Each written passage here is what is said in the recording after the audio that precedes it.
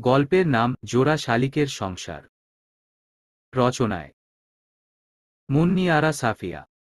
গল্পের প্রথম অংশ। আমি কখনো মা হতে পারবো না বলে আমার বজ্জাত স্বামী ১.৫ বছরের সংসার ভেঙে ডিভোর্স দিয়ে আমাকে বাসা থেকে বের করে দিয়েছে। খুশি হয়েছেন এবার মিস্টার নির্ঝর জুবায়ের? আপনার তো খুশি হওয়ার কথা। আমাকে প্রপোজ করেছিলেন, বিয়ের জন্য অফার করেছিলেন। কিন্তু আমি আপনাকে রিজেক্ট করে আমার ভালোবাসার মানুষটিকে বিয়ে করেছিলাম। আপনি তাতে কষ্ট পেয়েছিলেন। আমার সেই ভালোবাসার, ভরসার একমাত্র মানুষটি আমাকে ডিভোর্স দিয়েছে। এই দেখুন, আমি ভালো নেই। আমি কষ্টে আছি। আমার বুকের ভেতর দুমড়ে মুচড়ে যাচ্ছে। নিঃশ্বাস নিতে কষ্ট হচ্ছে। আপনি এবার খুশি তো? আমাকে অভিশাপ দিয়েছিলেন। আপনার অভিশাপেই আমার সাথে এমন হয়েছে। এবার খুশি হয়েছেন তো? বলেই কান্নাতে ভেঙে পড়ল খেয়া। দুহাতে মুখ ঢেকে অবিরত কান্না করে যাচ্ছে সে। নির্ঝর এদিক ওদিক তাকায়। তারা আপাতত একটা পার্কের বেঞ্চে বসে আছে। জায়গাটা মোটেই নির্জন নয়। মোটামুটি জনবহুল একটা জায়গা। আশপাশের বহু মানুষ অবাক হয়ে তাকিয়ে আছে তাদের দিকে। তাদের চোখে হাজারো প্রশ্ন। একটা মেয়ে ফুপিয়ে ফুপিয়ে বিরতিহীনভাবে কান্না করে যাচ্ছে। পাশে একটু দূরে একটা যুবক নিশ্চল হয়ে বসে আছে। কান্না থামানো মেয়েটাকে সান্ত্বনা দেওয়ার কোনো চেষ্টাই করছে না। ব্যাপারটা তাদের কাছে মোটেই সুখকর নয়। তারা অবাক হয়ে তাকিয়ে থাকবেই। এটা বিদেশ নয় যে দেখেও না দেখার ভান করবে। এটা বাংলাদেশ। সবাই দেখবে, দু একজন দুঃখ পাবে, কেউ কেউ কাছে এসে কি হয়েছে জিজ্ঞেসও করবে। নির্ঝর খেয়ার দিকে তাকালো। খেয়ার পরনে সবুজ রঙের ফিনফিনে শাড়ি। সবুজ শাড়িতে কি সুন্দর লাগছে তাকে। আজও মেয়েটার কান্নাসজল দৃষ্টি তাকে ঘায়েল করতে সক্ষম। সে চোখ সরিয়ে নিল। একটু ভেবে নির্ঝর নিজের গায়ের ব্লেজারটা খুলে খেয়ার মুখ ঢেকে দেয়। যেন তার কান্নারত মুখ পৃথিবীর মানুষ থেকে আড়াল করছে। সামান্য এগিয়ে বসে। কেউ যেন চট করে করে বুঝতে না পারে যে খেয়া একা। সম্পূর্ণ একা। প্রায় আধ ঘন্টা পর নির্ঝর খেয়ার দিকে তাকিয়ে বলল, আর ইউ ওকে? খেয়া উত্তর দিল না।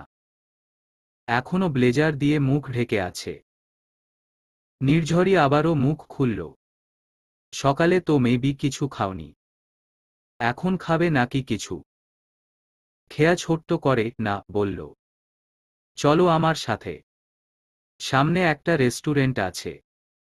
কিছু খাবে? লাঞ্চের টাইম শেষ হয়ে যাবে। আমারও দুপুরে কিছু খাওয়া হয়নি। বললাম তো খাবো না। জোর করছেন কেন? আর আপনি এখানে কি করছেন? এতক্ষণ যাবৎ আমার কষ্ট উপভোগ করলেন, তাতে মন ভরল না। আরও উপভোগ করতে চান? নিজের চোখে আমার নিষ্ঠুর পরিণতি অবলোকন করতে চান? করুন তাহলে। লিসেন খেয়া, আমি জানি তোমার কাছে বর্তমানে কোনো টাকা নেই। থাকার কথা না। তাছাড়া তোমার যাওয়ার জায়গা নেই। আমি যা বলি তাই শুনো। আপাতত আমার সাথে কিছু খাবে চলো। না হলে না খেয়েই মরে যাবে। তখন তোমার কষ্ট বেশিদিন উপভোগ করতে পারবো না। সত্যি বলতে, আমি ভীষণভাবে তোমার কষ্ট উপভোগ করছি। তোমার এই ন্যাকা সুরের কান্না উপভোগ করতে চাইলেও তোমাকে বছরের পর বছর বাঁচতে হবে। Let's go. নির্ঝর উঠে দাঁড়াল। খেয়া নির্ঝরের কথা শুনে আবারও কান্না শুরু করল।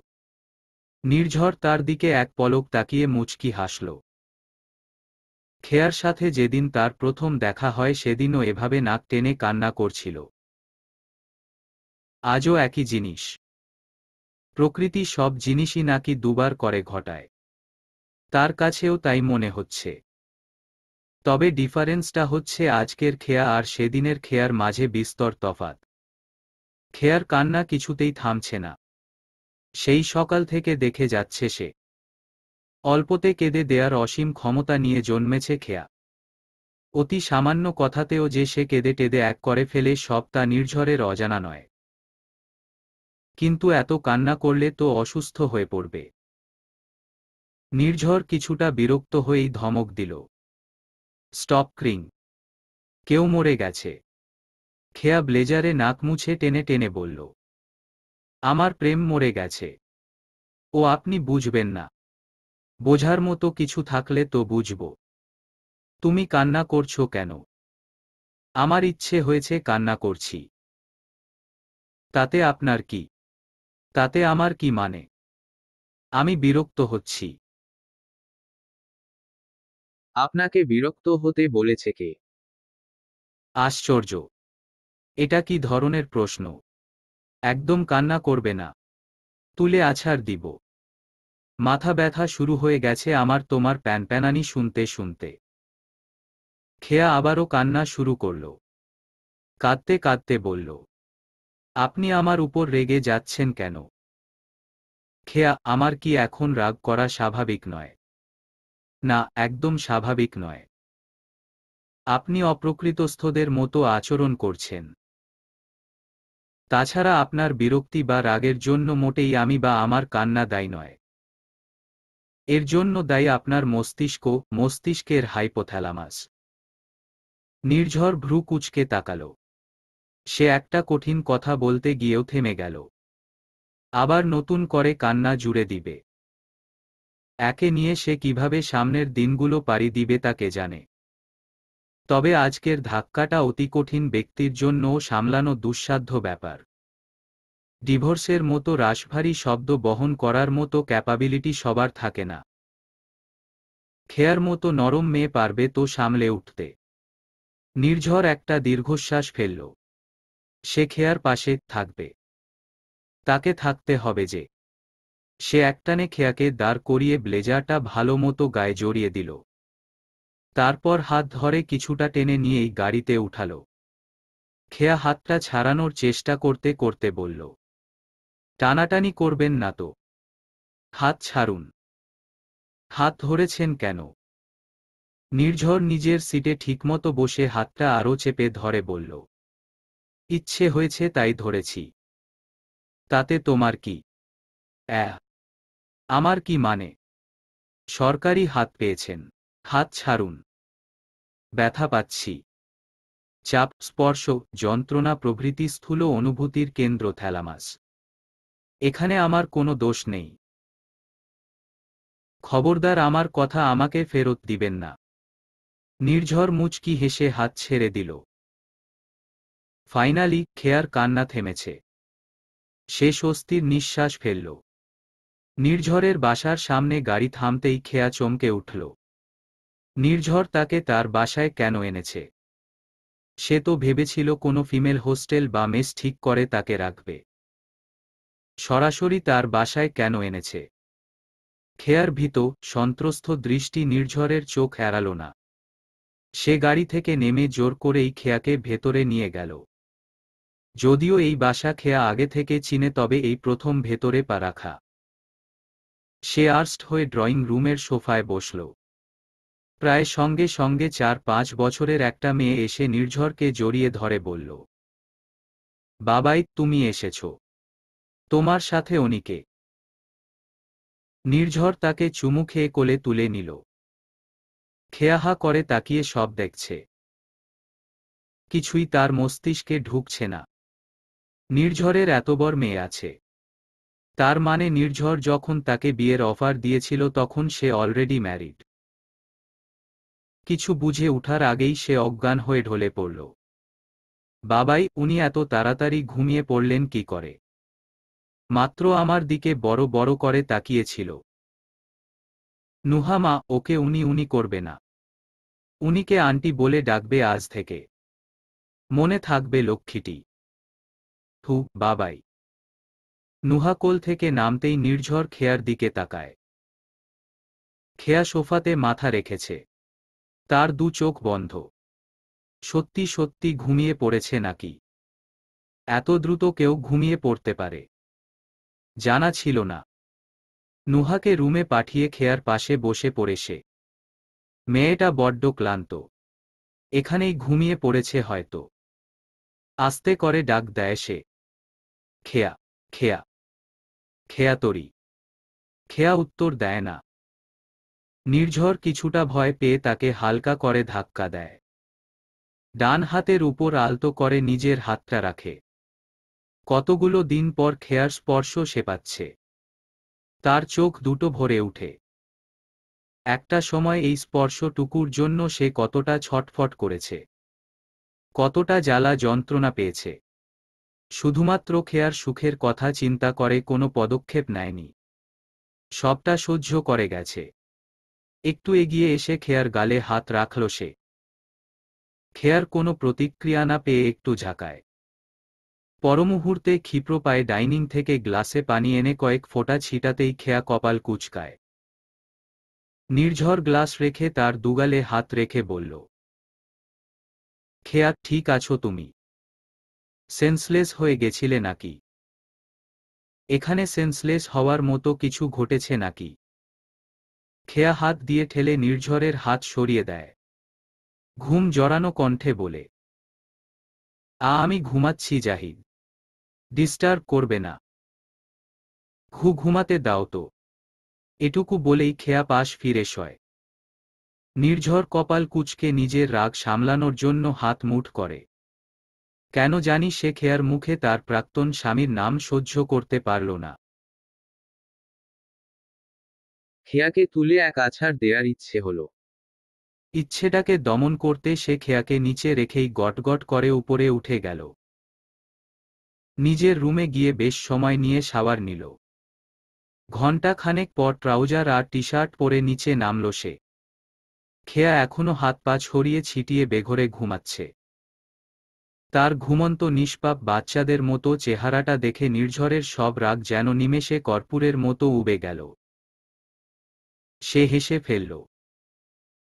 সে খেয়ার মুখ বরাবর হাঁটু গেড়ে বসে সোফার নিচে ঝুলে থাকা ডান হাতটা যত্ন সহকারে পেটের উপর রাখল।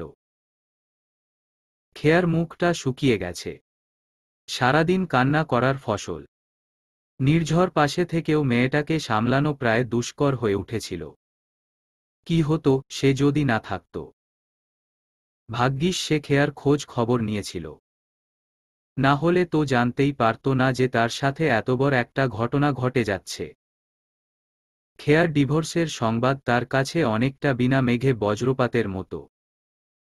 খবরটা শোনার পর সে মিনিট 40 থম মেরে বসেছিল, যেন ভুল শুনেছে। পরমুহূর্তে যখন মনে পড়ে খেয়ার কোথাও যাওয়ার জায়গা নেই তখনই গাড়ি নিয়ে দ্রুত বেরিয়ে পড়ে তার খোঁজে। পেয়েও যায় দ্রুত। সে ভেবেছিল তাকে দেখে খেয়া প্রচণ্ড রিয়েক্ট করবে, কিন্তু সেরকম কিছু হয়নি। তাকে ভরসার স্থান ভেবে আরও মন উজাড় করে কেঁদেছে। একটা সময় তারা খুব ভালো বন্ধু মানুষ ছিল। আজ 1.5 বছর পরে হঠাৎ সাক্ষাৎ খেয়াকে বিন্দুমাত্র বিচলিত করতে পারেনি। যেন সে ধরেই নিয়েছিল আজ এই অসময়ে নির্ঝর তার পাশে থাকবে, তার অতৃপ্ত ধূসর মরুভূমিতে এক পশলা বৃষ্টি হয়ে ঝরবে। কিন্তু নির্ঝর অবাক হয়েছে। সে খেয়ার পাশে যতটা সময় রয়েছে অনেকটা আচ্ছন্নের মতো রয়েছে। তার যেন বিশ্বাসই হচ্ছে না খেয়া তার সেই পিচ্চি খেয়াতরি তার সাথে, তার এতটা কাছে। খেয়ার ডিভোর্সের ব্যাপারটাতে তার মধ্যে মিশ্র প্রতিক্রিয়া হয়েছে। খেয়ার কান্না দেখে তার খারাপ লেগেছে, কিন্তু খেয়াকে নতুন করে নিজের পাশে পাওয়ার লোভ নিমেষে তার সব খারাপ লাগা ধূলিসাৎ করে দিয়েছে। সে খেয়ার গায়ে এক ফোঁটা দুঃখ পৌঁছাতে দেবে না। সে তাকে ভালো রাখবে, প্রচণ্ড রকম ভালো রাখবে। এটা সত্যি যে সে ভেবেছিল খেয়া সুখে স্বামীর সংসার করছে। শুধুমাত্র সে হয়তো দিনে দিনে কঠিন বস্তুতে পরিণত হচ্ছে। নুহা তার জীবনে না থাকলে সত্যি সত্যি হয়তো সে এতদিনে কঠিন বস্তু হয়ে যেত। কঠিন বস্তুতে যেমন তাপ প্রয়োগ করলে তা গলতে বাধ্য। নির্ঝরের জীবনেও নুহার ভালোবাসা তার প্রতি দায়িত্ব তাপের মতো আচরণ করেছে। তাকে কঠিন হতে দেয়নি। নির্ঝর 2 হাত বাড়িয়ে কোলে তুলে নিল খেয়াকে। সিঁড়ি দিয়ে উঠে তার পাশের রুমটাতে শোয়াল। গায়ের উপর চাদর টেনে নরম সুরে ডাকল, খেয়াতরি, আমার খেয়াতরি। খেয়া নড়েচড়ে ভালো মতো ঘুমাল। নির্ঝর তার পাশে বিছানায় বসল। খেয়ার ঘুমন্ত চোখের দিকে অপলক তাকিয়ে রইল। তার লেখা প্রতিটা গোপন চিরকুটে সে খেয়াকে খেয়াতরি নামে ডাকত। তার প্রবল ইচ্ছে ছিল মাঝরাতে ঘুম ভেঙে গেল আদুরে গলায় তাকে খেয়াতরি বলে ডাকবে। খেয়া ঘুম ঘুম চোখে লজ্জা লুকানোর জন্য তার বুকে মুখ গুজবে। আজকেও খেয়াকে বুকে জড়িয়ে ঘুমানোর তীব্র ইচ্ছে হল তার। কিন্তু ইচ্ছেদের ডানা গজিয়ে আকাশে পাখনা মেলে উড়ে বেড়ানোর আগেই তা ছেঁটে ফেলে দিল। মানুষের সব ইচ্ছেকে সবসময় প্রায়োরিটি দিতে নেই। খেয়ার ঘুম ভাঙল বেশ রাতে। চোখ না খুলেই বাম হাত দিয়ে বিছানায় হাতড়ে জাহিদকে খুঁজল, কিন্তু কেউ নেই সেখানে। সে ধপ করে চোখ খুলল। আস্তে আস্তে তার সব মনে পড়ল।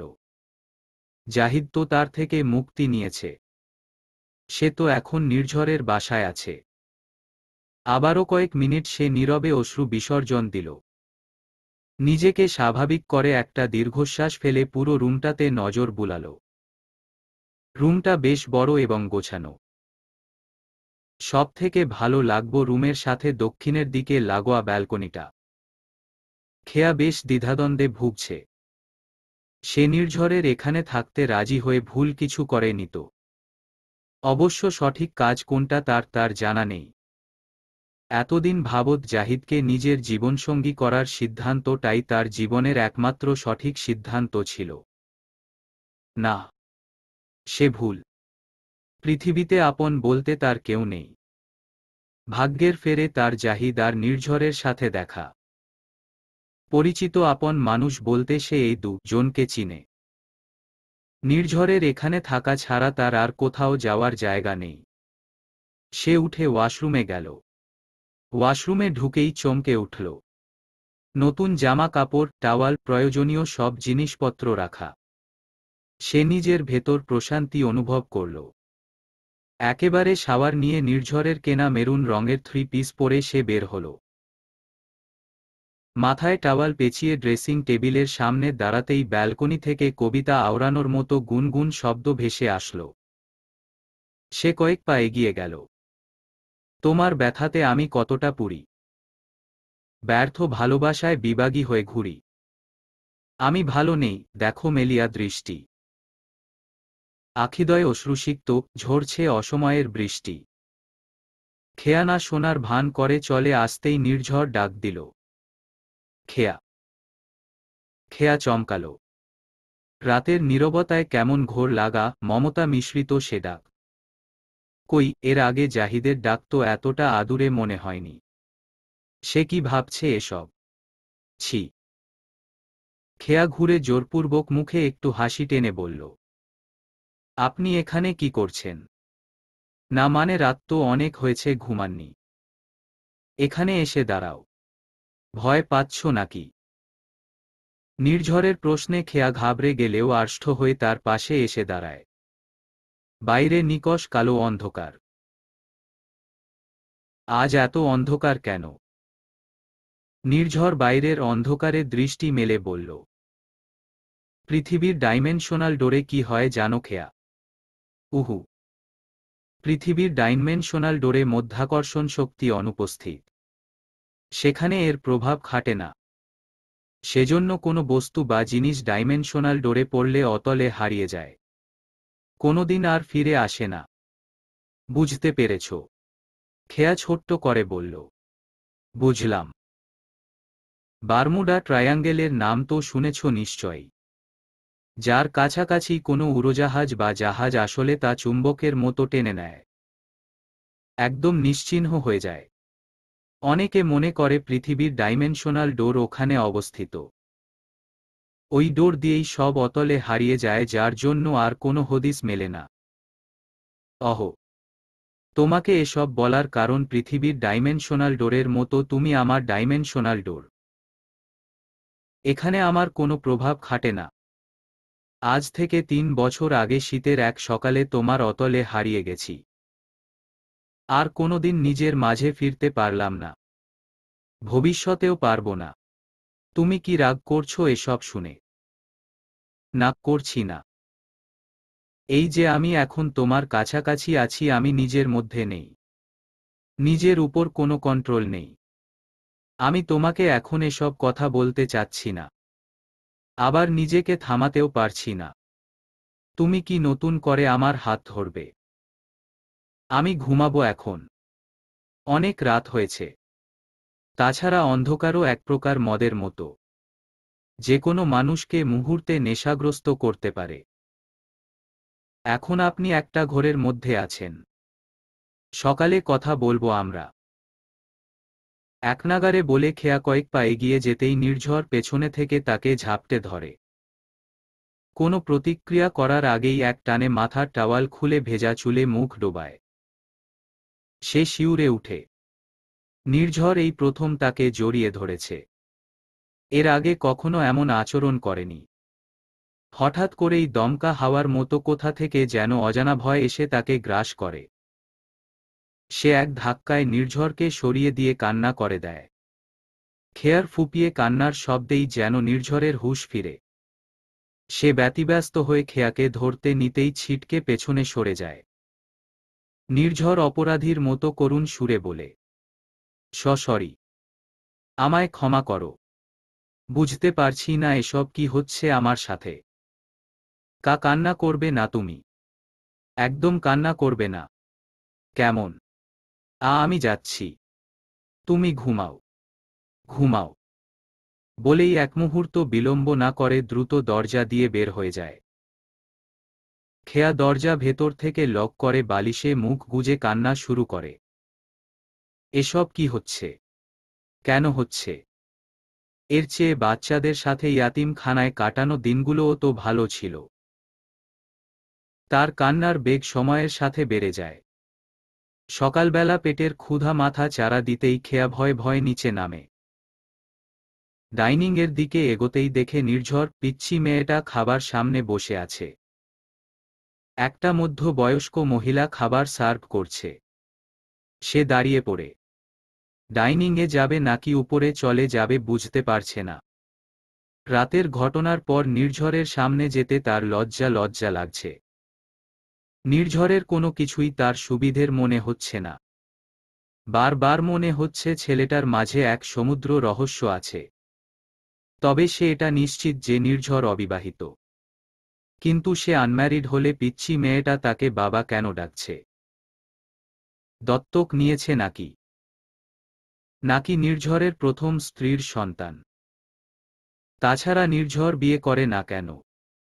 বয়স তো মেবি 27-28 হয়ে গেল। খেয়ার ভাবনার মাঝে নির্ঝর ডাক দেয়। সে অনিচ্ছার সহিত নির্ঝরের মুখ বরাবর সামনের সিটে বসে। পিচ্চি মেয়েটার দিকে তাকিয়ে একটু হাসার চেষ্টা করে। খেয়া, আমার এই লক্ষ্মীটির নাম নুহা। নুহা জুবায়ের। আমার মেয়ে। আমি অফিস যাব।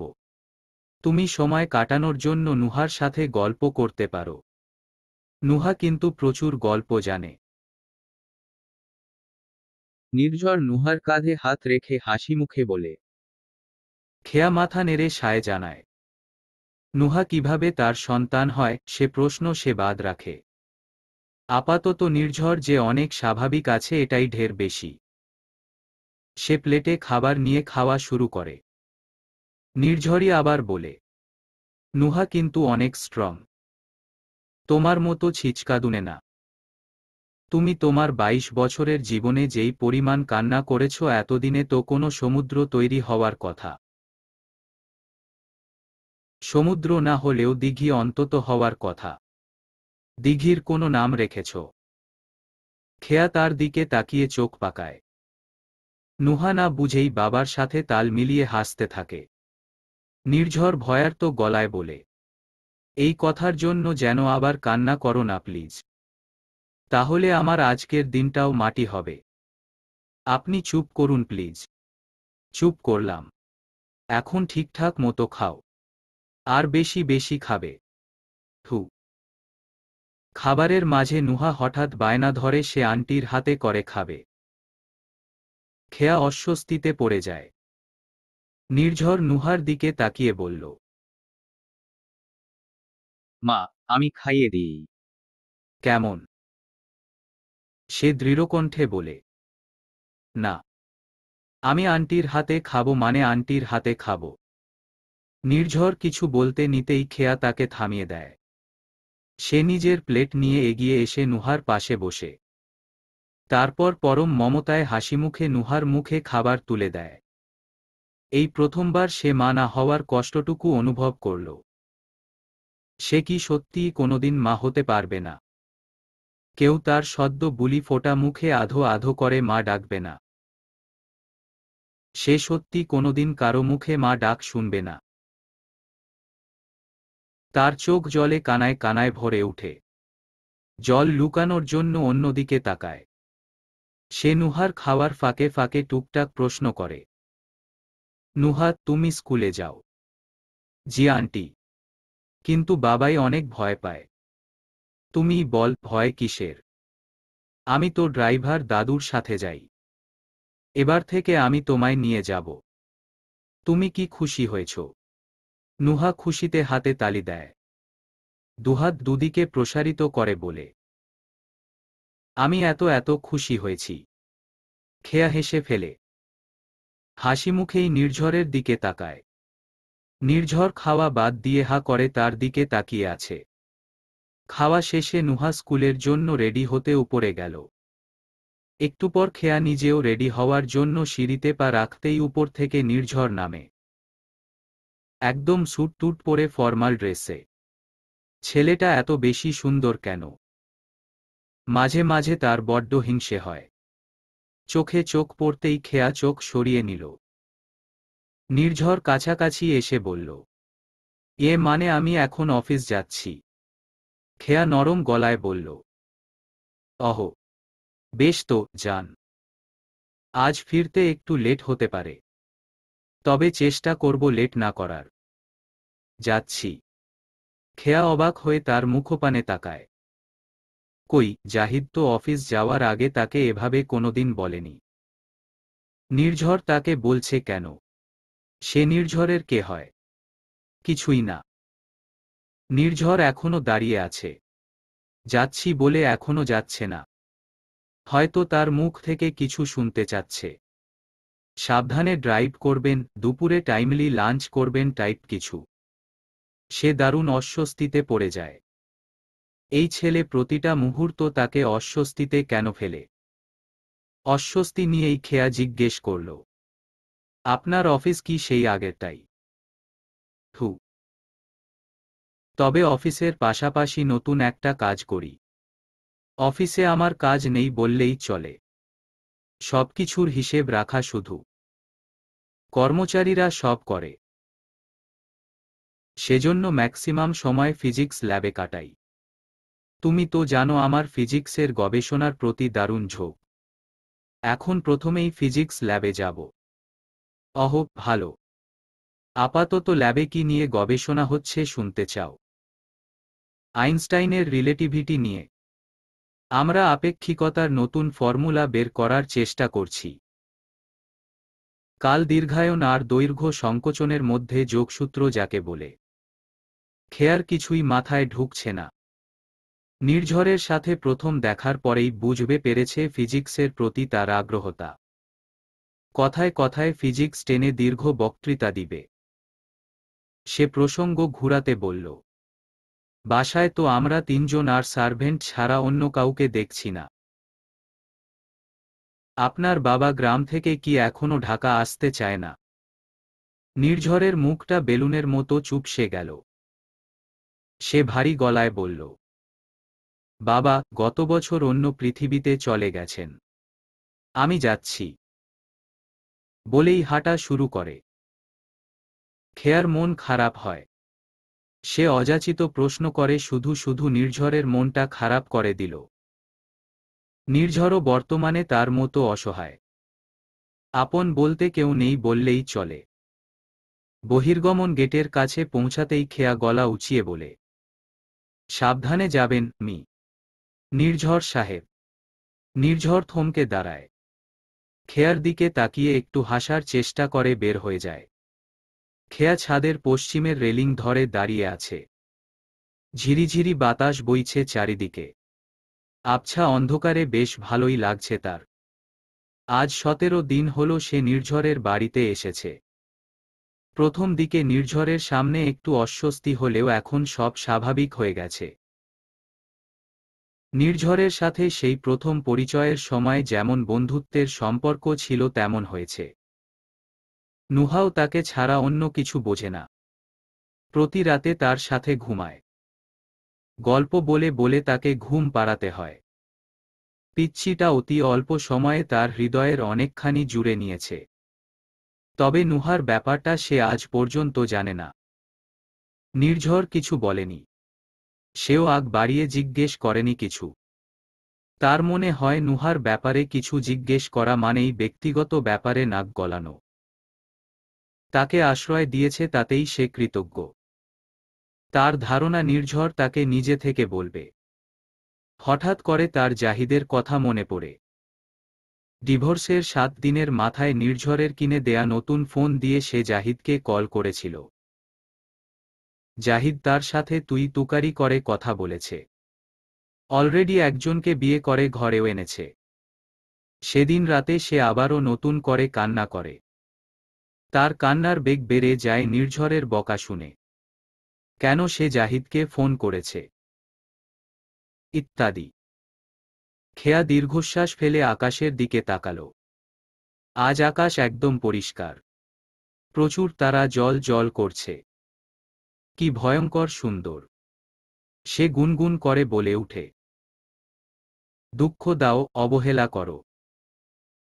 কেন শুকনো শিউলিতে গাথা মালায় অশ্রু হয়ে ঝরো। পেছনে থেকে কেউ গায়ে চাদর জড়িয়ে দিতেই সে চমকে ঘুরে তাকায়।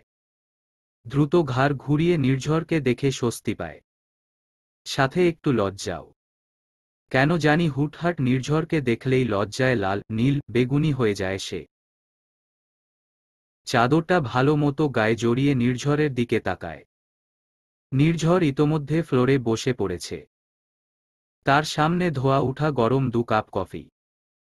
খেয়ার মুখে হাসি ফুটে উঠে। নির্ঝরের দিকে চোখে চোখ পড়তেই ইশারায় তাকেও বসতে বলে। সে বসে পড়ে 1 কাপ কফি হাতে নিয়ে তাতে চুমুক দেয়। নির্ঝরও ততক্ষণে নিজের কাপে চুমুক দিয়েছে। খেয়া এক চুমুক খেয়ে নির্ঝরকে বলে, আপনি বানিয়েছেন নাকি জমিলা খালা? নির্ঝর তার দিকে ঘুরে বলল, কেমন হয়েছে সেটা বলো আগে। ভালোই তো লাগছে, শুধু চিনি একটু কম মনে হচ্ছে। নির্ঝর চট করে খেয়ার হাত থেকে কাপটা নিয়ে নিজে এক চুমুক দেয়। গম্ভীর হয়ে বলে, কই, চিনি তো ঠিকঠাক আছে, বেশ মিষ্টি। তুমি বরং আমারটা খাও, বলে নিজের কাপটা এগিয়ে দেয়। খেয়া দ্বিধাগ্রস্ত হয়ে নির্ঝরের কাপটা হাতে নেয়। কি হলো? খাচ্ছ না কেন? সরি পান করছো না কেন? নাকি আমার এটো জিনিস খাবে না? খেয়া তড়িঘড়ি করে এক চুমুক দিয়ে বলল, খাচ্ছি তো। নুহাকে তো ঘুম পাড়িয়ে ছাদে এসেছি। যদি ঘুম ভেঙে যায় হঠাৎ? ভাঙবে না, ওর ঘুম অনেক ভারী। তাছাড়া আমি জমিলা খালাকে বলে এসেছি, উনি দেখবে। এবার বলো, তুমি আমার মেয়েকে জাদু করেছ নাকি? তোমায় ছাড়া কিছু বোঝে না। আমাকেই সে সময় দিচ্ছে না। ভাবা যায়। আমি আবার জাদু করলাম কিভাবে? নির্ঝর বিড়বিড় করে বলে, আমি আবার জাদু করলাম কিভাবে? ন্যাকা। আমাকে সেই কোন যুগে জাদু করে বসে আছে। কিছু বলছেন না? আকাশের দিকে তাকাও। খেয়া আকাশের দিকে তাকায়। একটানা অনেকক্ষণ আকাশের দিকে তাকিয়ে থাকলে ঘোর লাগে চোখে। চারপাশ অন্যরকম মনে হয়। মনে হয় স্পর্শের বাহিরের আকাশটা আবছা অন্ধকারের পর্দার মধ্যে মিটিমিটি জ্বলা তারাগুলো অনেক নিচে নেমে এসেছে। হাত বাড়ালেই ছোঁয়া যাবে যেন। কিন্তু খেয়া হাত বাড়ায় না। নির্ঝর পাশ থেকে নরম সুরে বলল, একটা কবিতা শুনবে? খেয়া নিজের অজান্তেই হু বলে, যেন এই পরিবেশে একটা কবিতা না শুনলে একদম বেমানান দেখায়। নির্ঝর আকাশের দিকে তাকিয়ে বলে, আমার শহরে আমি মানা, সর্বত্র তোমার আনাগোনা। ভালোবাসায় হাতটি ধরো একবার, গর্ব দুজনে মিলে, সুখ দুঃখের প্রেম ঝিলে। জোড়া শালিকের সংসার। কবিতা শুনে খেয়া নাক ছিটকায়। নির্ঝরের দিকে না তাকিয়েই বলে, এটা কোনো কবিতা হলো? কবিতার ও তো আপনি জানেন না দেখছি। এটাকে বড়জোর ছন্দ বলা যায়। তুমি যা বলো তাই। ঠিক আছে, ছন্দই বলো। তবে বেশ কিছুদিন হলো সারাক্ষণ মাথার মধ্যে এলোমেলো শব্দ ঘুরপাক খেতে থাকে। যতক্ষণ না তাদের ছন্দে রূপ দিই ততক্ষণ মুক্তি নেই। তুমি বুঝতে পারছো বিষয়টা? আমার একটা রোগ হয়েছে, ছন্দ মেলানোর রোগ। ছন্দ না মেলালে অস্থির অস্থির লাগে, শান্তি পাই না। অহ, ছন্দ মেলানোর রোগ। নতুন শুনলাম। তুমি বোধ হয় আমার কথা বিশ্বাস করছো না। তোমাকে আরও কয়েকটা শোনাই। খেয়ার হ্যাঁ না উত্তরের অপেক্ষা না করেই নির্ঝর বলা শুরু করল। অলস আঁখি সই, মুগ্ধ হয়েছে এরই। ঝরা বকুলের পানে একমুঠো বিচ্ছিন্ন কেন, এই অবেলায় সে যেন দুঃখ ডেকে আনে। সাফিয়া। অবশেষে বসন্ত এলো তোমার দ্বারে। উচ্ছলতা মেখে এগিয়ে যাও। মোর আছে যে ভগ্ন হৃদয়া, বর্ষিত নয়ন। প্রহেলিকার মৃত্যু কি শুনতে পাও? সাফিয়া। লোকচক্ষুর অগোচরে একদিন হারিয়ে যাব চিরতরে। সেদিন খুঁজবে তুমি রাতের তিমিরে। এই আমাকে খুঁজো তোমার হৃদয় মন্দিরে। সাফিয়া। নির্ঝর আরও বলতে নিতেই খেয়া তাকে থামিয়ে দেয়। আপাতত সে এসব দুঃখের ছন্দ শুনতে চাচ্ছে না। নির্ঝর খেয়ার দিকে তাকায়। আজ পূর্ণিমা না হলেও অন্ধকারের যে নিজস্ব আলো আছে সেটা এসে খেয়ার মুখে পড়েছে। কি মায়াবী লাগছে থাকে। ইচ্ছে হচ্ছে বুকে জড়িয়ে নিতে। সে খেয়ার হাতের দিকে তাকালো। ফ্লোরে রাখা তার হাত আর খেয়ার হাতের মাঝে কয়েক ইঞ্চি দূরত্ব। সে অতি সাহসিকতার একটা কাজ করতে চাইল। নিজের বাম হাতটা খেয়ার অজান্তে আস্তে আস্তে তার হাতের কাছে নিয়ে স্পর্শ করার আগেই খেয়া হাতটা সরিয়ে চুল বাঁধতে ব্যস্ত হয়ে পড়ে। নির্ঝর একটা দীর্ঘশ্বাস ফেলে। সে এবারও ব্যর্থ হল। একটু শীত শীত অনুভব করতে নির্ঝর খেয়ার একটু কাছে ঘেঁষে বলল, বেশ শীত পড়েছে বোধ হয়। তোমার চাদরের ভাঁজে একটু জায়গা দিবে? চাদরটা অনেক বড়। একটু জড়িয়ে নেবে।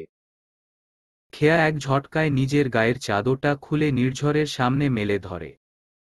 কাপা কাপা গলায় বলল, আমি আমার অভিশপ্ত জীবনের সাথে কাউকে জড়াব না। আমার শরীরে জোড়ানোর ফলে চাদরটাও অপবিত্র হয়ে গেল। এটা এখন আমার মতোই সেকেন্ড হ্যান্ড, ব্যবহৃত জিনিস। একে নিয়ে কি করব এখন? খেয়া, ঝিনুকে মুক্তা সৃষ্টি হয় কিভাবে জানো? খেয়া উত্তর দেয় না। নির্ঝর কিছুক্ষণ পর আপন মনে বলে, ঝিনুকের ভেতর মুক্তা সৃষ্টি হয় দুর্ঘটনাক্রমে। ঝিনুকের ভেতরের পর্দায় অর্থাৎ ম্যান্টলে যখন কোনো ধুলোবালি বা ক্ষুদ্রাকৃতির বস্তু গিয়ে আটকে পড়ে তখন ঝিনুক তাতে ইরিটেশন ফিল করে। এই ইরিটেশনকে প্রশমিত করতে ওই বস্তুটিকে ঘিরে একটা খনিজ পদার্থের আবরণ তৈরি করে। একটু একটু করে আবরণ তৈরির পরেই সেটা একটা পূর্ণাঙ্গ মুক্তায় পরিণত হয়। তোমার বিয়ে, ডিভোর্স এসব এক একটা দুর্ঘটনা। এসব দুর্ঘটনা তোমার অজান্তে তোমাকে মুক্তাতে পরিণত করেছে। আগে হয়তো তুমি আমার কাছে কাঁচা সোনা ছিলে। এখন তুমি আমার কাছে মুক্তা, সবচেয়ে দামি মুক্তা। খেয়া কোন উত্তর দেয় না। তার চোখ দিয়ে টপটপ করে জল ঝরছে। এই অযাচিত জল লুকানোর জন্য সে এক দৌড়ে নিচে নেমে যায়। নির্ঝর তাকে আটকায় না। তার মন বলছে খেয়া ফিরবে, তার কাছে ফিরবে। তাকে ফিরতেই হবে যে। তার ভাগ্যে এই মেয়েটাই আছে। তা না হলে প্রকৃতি নতুন করে তার কাছে যাওয়ার সুযোগ করে দিত না। দুপুরবেলা খেয়া একটু ঘুমানোর চেষ্টা করে। 20 মিনিটের মতো বিছানায় গড়াগড়ি করেও ঘুম রাজপুত্রের মন জয় করতে পারে না। এক পর্যায়ে বিরক্ত হয়ে বাইরে বের হয়। নিচে নেমে ড্রয়িং রুমে সোফায় কিছুক্ষণ বসে থাকে। নুহা স্কুলে, নির্ঝর অফিসে। আজ সকালে নুহাকে সে আর নির্ঝর দুজন মিলে একসাথে স্কুলে ছেড়েছে। নুহা সে কি খুশি। খেয়া উপরে উঠে নির্ঝরের রুমের সামনে বেশ কয়েকবার পায়চারি করল। ভেতরে ঢুকবে কি ঢুকবে না সিদ্ধান্ত নিতে পারছে না। এতদিন হলো এ বাসায় থাকার পরও মাত্র এক ঝলক সে রুমের ভেতরটা দেখেছে। কিন্তু নির্ঝরের রুমটা দেখার তীব্র লোভ সামলাতে না পেরে শেষ পর্যন্ত ঢুকেই পড়ল। নির্ঝরের অফিস থেকে ফিরতে আজ লেট হবে। ধীর পায়ে ভিতরে প্রবেশ করে দরজার ছিটকিনি লাগিয়ে দিল সে। সারা রুমে নজর নিক্ষেপ করল। রুমের দেয়াল পিঙ্ক কালারের। দেয়ালে বড় বড় পেইন্টিং। ড্রেসিং টেবিল সোজা উপরের দেয়াল নির্ঝর আর নুহার একত্রে বড় একটা বাঁধানো ছবি। কি মিষ্টি লাগছে দুজনকে। বেডের ডান পাশে একটা আলমারি। আলমারিতে প্রচুর বইপত্র, যার ম্যাক্সিমাম ইংরেজিতে। তবে সব যে ফিজিক্স সম্পর্কে সেটা বুঝতে পারল। কয়েক পা এগিয়ে আলমারির সামনে গিয়ে পুরো আলমারি ঘাঁটা শুরু করল। উদ্দেশ্য গল্পের বই খুঁজে বের করা। কয়েক মিনিট পর বইয়ের আড়ালে লুকিয়ে রাখা বাঁধানো এক ছবির দিকে নজর গেল। খেয়া ছবিটা টেনে বের করে চোখের সামনে ধরতেই তার হাত পা কাঁপাকাঁপি শুরু হল। ছবিতে সে নিজে। তার কিশোরী বয়সের ছবি। বছর 14 বয়সের। কিন্তু তার অতটুকু বয়সের ছবি নির্ঝর কোথায় পেল? নির্ঝরের সাথে তো তার পরিচয় বছর 3 হবে। এক শীতের সকালে। তাহলে এই ছবির কি মানে? খট করে ওয়াশরুমের দরজা খুলতে খেয়া লাফিয়ে উঠল। সামান্য ঘাড় ঘুরিয়ে তাকাতেই দেখে দরজার সামনে নির্ঝর একরাশ অবাকত্ব নিয়ে তার দিকে তাকিয়ে আছে। তার চোখে হাজারো প্রশ্নেরা এসে ভিড় জমিয়েছে তা বুঝতে অসুবিধা হল না। খেয়া বাঁধানো ছবিটা শাড়ির আঁচলে লুকিয়ে সম্পূর্ণ ঘুরে দাঁড়াল।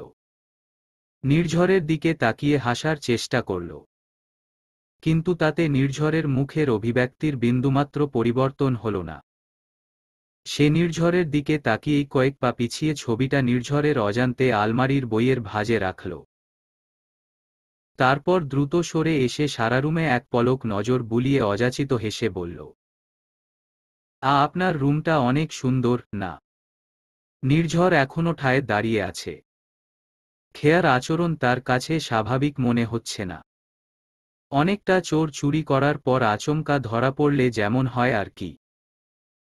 সে অবাক হয়েই বলল, রুমটা সুন্দর নাকি? জি, আলবাত সুন্দর। কি সুন্দর সাজানো গুছানো। দেয়ালের পেইন্টিংগুলো কি দুর্দান্ত। তাছাড়া পিঙ্ক কালার আমার খুবই প্রিয়। আমার তো দারুণ পছন্দ হয়েছে। তাহলে আজ থেকে তুমিও এই রুমে থেকো। এত বড় রুমে আরামসে 2-3 জনের জায়গা হবে। কি বলো? নির্ঝর ভ্রু নাচিয়ে বলতে খেয়ার হাসি হাসি মুখটা কালো হয়ে গেল। সে সম্পূর্ণ দৃষ্টি নির্ঝরের উপর নিক্ষেপ করতেই তার মুখটা অটোমেটিক্যালি হা হয়ে গেল।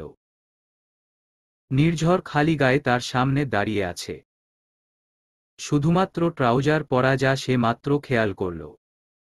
সে দ্রুত অন্য দিকে ঘুরে নাক ছিটকে বলল, ছি, আপনি খালি গায়ে কেন? এভাবে কেউ খালি গায়ে ঘুরে বেড়ায়? নির্ঝর নিজের দিকে একবার চেয়ে মুখ টিপে হাসল। তারপর বেশ গম্ভীর হয়েই বলল, কই ঘুরে বেড়াচ্ছি? আমি তো আমার রুমেই আছি। তাছাড়া মাত্র শাওয়ার নিয়ে বের হলাম। মানে আপনার তো এখন অফিসে থাকার কথা। এখানে কি করছেন? আজকের মিটিং ক্যান্সেল করা হয়েছে। সেজন্য দুপুরের আগেই শেষ হয়ে গেছে। আমি 1 ঘন্টার মতো হলো বাসায় এসেছি। তোমার রুমের দরজা ভেতর থেকে লক করা ছিল বলে ডিস্টার্ব করিনি। খেয়া অন্য দিকে তাকিয়েই বলল, অহ, তুমি হঠাৎ আমার রুমে কি করছিলে? কিছু না, একটু জাস্ট ঘুরে দেখছিলাম। বেশ, বুঝলাম এবং মেনেও নিলাম। তা সে কাজটা তো তুমি আমি থাকতেও করতে পারো। তোমার জন্য আমার রুমসহ এ বাসার সবকিছু খোলা। এমনকি আমিও। যখন যা ইচ্ছে করতে পারো। খেয়া কিছু বলল না। অন্য দিকে তাকিয়ে এখনো ওড়না পেঁচাচ্ছে হাতে। নির্ঝরের নজর এবার দরজার ছিটকিনির উপর গেল। ভেতর থেকে লক করা। সে খেয়ার দিকে এগিয়ে এসে হেসে বলল, বাই দা ওয়ে, দরজা আটকে দিয়েছ কেন? কোনো খারাপ মতলব তো নেই আবার? খেয়া চোখ বন্ধ করে ফেলল। একের পর এক ভুল করে যাচ্ছে সে। কোন কুক্ষণে সে দরজা বন্ধ করতে গিয়েছিল? দরজা খুলে দিচ্ছি। একটানা বলে দরজার দিকে দৌড় দিতেই নির্ঝর তাকে হ্যাচকা টানে নিজের কাছে আনল। নির্ঝরের গভীর দৃষ্টি খেয়ার চোখে পড়তেই সে চোখ বন্ধ করে ফেলে। সে রীতিমতো কাঁপছে। ছোটাছুটি করতে করতে কোনোরকমে বলে, ছেড়ে দিন। নির্ঝর এক হাত খেয়ার কোমরে দিয়ে আরও কাছে টেনে আনে। খেয়ার বন্ধ চোখের দিকে তাকিয়ে মৃদুস্বরে বলে, এত তাড়া কিসের? আমি তো তোমার কাছে যাইনি। এতগুলো দিন একসাথে থাকার পরও তোমার থেকে নিজেকে কতটা দূরে রেখেছি। এর জন্য যে কি পরিমাণ জ্বালা সহ্য করছি ও তুমি বুঝবে না। নিজে থেকে কেন আসো আমার কাছে? এসেই পালাই পালাই করো। ভুল হয়ে গেছে আমার। আর আসবো না। ছেড়ে দিন প্লিজ। ভুলের মূল্য দিতে হবে যে। নইলে তুমি সেইম কাজটা আবার করবে। আবার ক্ষণিক সময়ের জন্য আমার কাছে আসবে। বলো কিভাবে মূল্য দিবে? খেয়া শব্দ করে কেঁদে দেয়। নির্ঝরের হাত ঢিলে হয়ে আসে। তার চোখের কোণেও অশ্রু এসে ভিড় জমায়। কান্না করবে না একদম। কতবার বলেছি আমার সামনে চোখের জল ফেলবে না, মনে থাকে না? খেয়া আরো জোরে কান্না করে দেয়। নির্ঝর বাম হাত দিয়ে তার চোখের জল মুছে তাকে ছেড়ে ওয়ার্ড্রপ থেকে সাদা শার্ট বের করে গায়ে দেয়। কয়েক মিনিট নীরবতার পর শার্টের হাতা গুটাতে গুটাতে খেয়ার দিকে না তাকিয়ে বলে, ল্যাবে একজন মহিলা অ্যাসিস্ট্যান্ট লাগবে। আমি ভাবছি যে এই কাজটা তোমাকে দিয়ে করাবো। আমি অন্য কোনো মেয়ের সাথে অ্যাডজাস্ট করতে পারবো না। তুমি হলে ভালো হবে। আমরা বন্ধু মানুষ। আশা করি তুমি রাজি হবে। এর জন্য তোমাকে মান্থলি একটা অ্যামাউন্ট দেয়া হবে। তুমি রাজি না হলে বলতে বাধ্য হচ্ছি যে তোমাকে শুধু শুধু আমি বাসায় বসিয়ে রাখতে পারবো না। খেয়া নিঃশব্দে হেঁটে দরজা খুলে বের হয়ে যায়। সে যাওয়ার পরেই নির্ঝর অশ্রুসিক্ত নয়নে তার গমন পথের দিকে তাকিয়ে থাকে। খেয়াকে না দেখলে তার ভালো লাগে না। অফিস, ল্যাবের কোনো কাজে মন বসে না। সারাক্ষণ বাসায় খেয়ার কাছাকাছি থাকতে ইচ্ছে করে। তাই সে সিদ্ধান্ত নিয়েছে তাকে সবসময় চোখের সামনে রাখবে। এর জন্য প্রয়োজন হলে খেয়াকে কিছু কঠিন কথাও শোনাবে। বাবাই, আজ আন্টি নিতে আসলো না কেন? আজ আমার অফিস নেই। আমি ফ্রি আছি। সেজন্য আমি আমার মামুনিকে নিতে আসলাম। কেন সে খুশি হয়নি? নুহা মুখ ফোলায়। ফোলা ফোলা মুখেই নির্ঝরের দিকে তাকিয়ে বলল, হ্যাঁ, খুশি হয়েছি। তবে আন্টি আসলে আরো বেশি খুশি হতাম। কেন, মা? বাবাই তোমাকে ভালোবাসে না? বাসে তো। বাবাই আমায় অনেক ভালোবাসে। নাও, তুমি এবার মনোযোগ দিয়ে গাড়ি চালাও। আন্টি বলেছে গাড়ি চালানোর সময় কথা বলতে হয় না। তোমার আন্টি আর কি কি বলেছে মা? আন্টি একবার বলেছিল নুহা তোমার বাবাই একটা শয়তান। নির্ঝর চমকে বলে উঠে, সে কি? কি সাংঘাতিক কথা! মা, তুমি কি সত্য বলছো? থু। শুধু একবার বলেছিল। পরে অবশ্য বলেছিল, এমনি বললাম। তোমার বাবা অনেক ভালো মানুষ, সবাইকে কত সাহায্য করে। আচ্ছা ঠিক আছে, তুমি গাড়ির সিটে হেলান দিয়ে ঘুমানোর চেষ্টা করো। নুহা চোখ বন্ধ করে। তার চোখের সামনে আন্টির চেহারা ভেসে উঠে। সে মিটিমিটি হাসে। নির্ঝর গম্ভীর হয়ে গাড়ি চালায়। যদিও খেয়া আগের থেকে অনেক সহজ হয়েছে, তবুও খেয়া আর তার মাঝে বিস্তর দূরত্ব রয়েছে। সে যতই চেষ্টা করছে দূরত্বটা কমিয়ে বিন্দুর আকার দিতে, ততই যেন তা বেড়ে চলছে। খেয়ার ডিভোর্সের প্রায় 3 মাসের বেশি হতে চলল। আর কত সময় নিবে খেয়া স্বাভাবিক হতে? সে কবে তার মনে জায়গা করতে পারবে? নাকি কোনোদিনও পারবে না? নির্ঝর বড় করে শ্বাস নেয়। রাতের বেলা খেয়ার রুমে সে আর নুহা শুয়ে আছে। নুহা তার মাথাটা খেয়ার হাতের উপর রেখেছে। দুহাতে খেয়ার ওড়না মোড়াচ্ছে। খেয়া চোখ বড় বড় করে হাস্যোজ্জ্বল মুখে নুহাকে গল্প শোনাচ্ছে। তার ছোটবেলার কথা মনে পড়ছে। নুহার সাথে থাকলেই সে শৈশবের দিনগুলোতে ফিরে যায়। সে বড় হয়েছে ইয়াতিমখানায়। সেখানে কেউ তাদের গল্প শুনিয়ে ঘুম পাড়ায়নি। তবে মাঝে মাঝে তাদের ইয়াতিমখানায় এক বয়স্ক মহিলা আসত, যিনি রোজ মঙ্গলবারে বিকেলে সবাইকে এক করে গল্প শোনাত। তার মুখে শোনানো গল্পগুলোই সে নতুন করে নুহাকে শোনায়। তার প্রচুর ভালো লাগে। খেয়া ওয়াশরুম সোজা উপরে দেয়ালে লাগানো দেয়াল ঘড়ির দিকে তাকায়। ঘড়ির কাঁটা 12টার কাছাকাছি। কিন্তু নুহা আজ ঘুম আসছে না। অন্যান্য দিন 11টা বাজার আগেই ঘুমিয়ে পড়ে। সে নুহার পেটে হাত রেখে বলে, পিচ্ছি আজ ঘুমাচ্ছে না কেন? ঘুম আসছে না। নুহা উঠে বসে খেয়ার দিকে তাকিয়ে বলল, আন্টি আমি এক্ষুনি আসছি। এই যাব আর আসব বলেই একদৌড়ে রুম থেকে বের হয়ে যায়। প্রায় সঙ্গে সঙ্গে নির্ঝরকে টানতে টানতে রুমে ঢুকে। খেয়া দরজার দিকে এক পলক চেয়েই দ্রুত উঠে বসে গায়ের ওড়না ঠিক করে সরে দাঁড়ায়। নির্ঝর এক নজর খেয়ার দিকে তাকিয়ে এক হাঁটু মুড়ে বসে নুহার গালে হাত রেখে বলল, নুহা মা, আমায় এ রুমে নিয়ে আসলে কেন? আর তুমি এখনো ঘুমাওনি কেন? এত রাত অবধি বাচ্চাদের জেগে থাকতে নেই। বাবাই, আজ তুমি আমাদের সাথে ঘুমাবে। আমরা 3 জন একসাথে ঘুমাবো। কি মজা, কি মজা! নির্ঝর খেয়া একত্রে চিল্লিয়ে বলল। কি? দুজন মুখ চাওয়াচাওয়ি করে। খেয়ার চোখে স্পষ্ট ভয় ফুটে উঠেছে।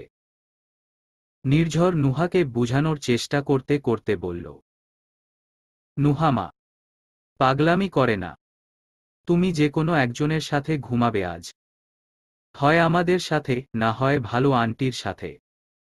বলো কার সাথে ঘুমাবে? আমি দুজনের সাথেই ঘুমাবো। সেটা তো সম্ভব না মা। বোঝার চেষ্টা করো। আচ্ছা, আজ তুমি আমার সাথে আমার রুমে ঘুমাবে। চলো, তোমাকে গল্প শুনিয়ে ঘুম পাড়াবো। চলো। নির্ঝর উঠে দাঁড়াতেই নুহা চিৎকার করে কান্না জুড়ে দেয়। দুজন চমকে উঠে। খেয়া অস্বস্তি নিয়ে নুহার মাথায় হাত রেখে বলল, এই পিচ্ছি, একদম কান্না করে না। শোনো, আমার বিছানায় তো দুটো মাত্র বালিশ। একটা আমার, আরেকটা তোমার। তাহলে তোমার বাবাই কোথায় ঘুমাবে?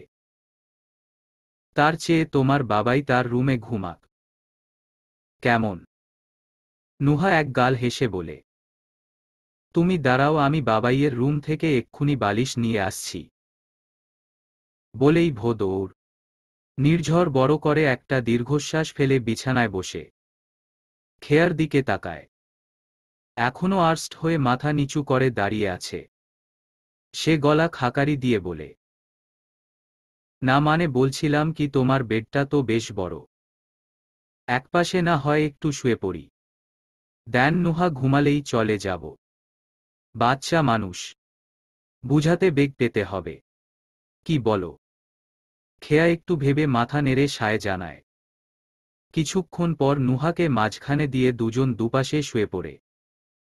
নুহা সে কি খুশি! নির্ঝর নুহার দিকে ঘুরে বলল, এখন ঘুমানোর চেষ্টা করো, আলো বন্ধ করব। নুহা জবাব দেয়ার আগেই খেয়া দ্রুত বলে, না, আলো থাক। নির্ঝর এক পলক খেয়ার দিকে তাকিয়ে বলল, ওকে ওকে, প্যানিক হওয়ার মতো কিছু নেই। আন্টি, আজকের মতো একটা শেষ গল্প বলো, নইলে ঘুম আসবে না, ঘুমিয়ে পড়ব। খেয়া নিজের সাথে এক প্রকার ক্ষণস্থায়ী যুদ্ধ করে গল্প বলা শুরু করে। নুহা দুপাশ থেকে দুহাতে দুজনের হাত একত্রে করে নিজের পেটের উপর রাখে। নির্ঝরের হাতের স্পর্শ পেয়েই খেয়া হাত সরাতে চায়, কিন্তু পারে না। নির্ঝর তার হাতটা চেপে ধরে। নুহা চোখ বন্ধ করে।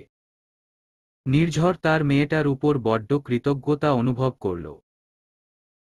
যাক, নুহার জন্য হলেও সে যদি খেয়ার কাছাকাছি যেতে পারে তাতে মন্দ কি।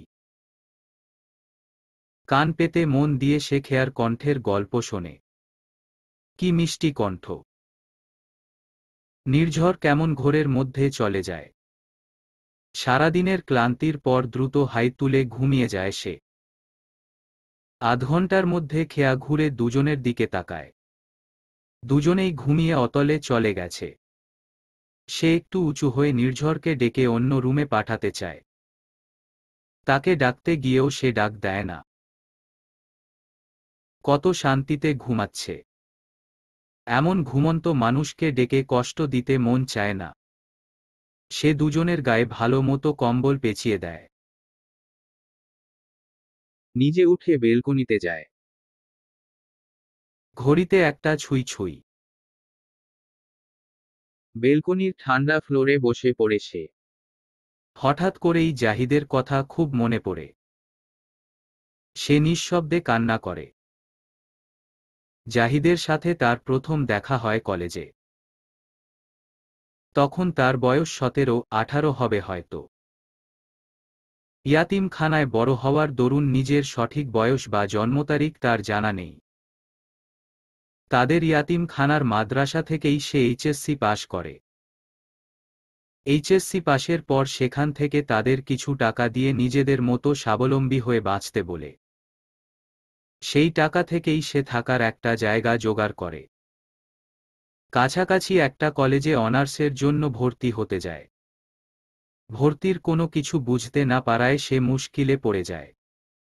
এক পর্যায়ে চোখ দিয়ে যখন ঝরোঝরো করে জল ঝরে, তখনই লম্বা মতন একটা ছেলে এসে জিজ্ঞেস করে, এই মেয়ে, কান্না করছো কেন? কোনো সমস্যা? এমনিই কান্না করছি। কোনো হেল্প লাগতে বলতে পারো। নতুন ভর্তি হবে। জি। হঠাৎ করে মানুষটাকে তার বড্ড আপন মনে হয়।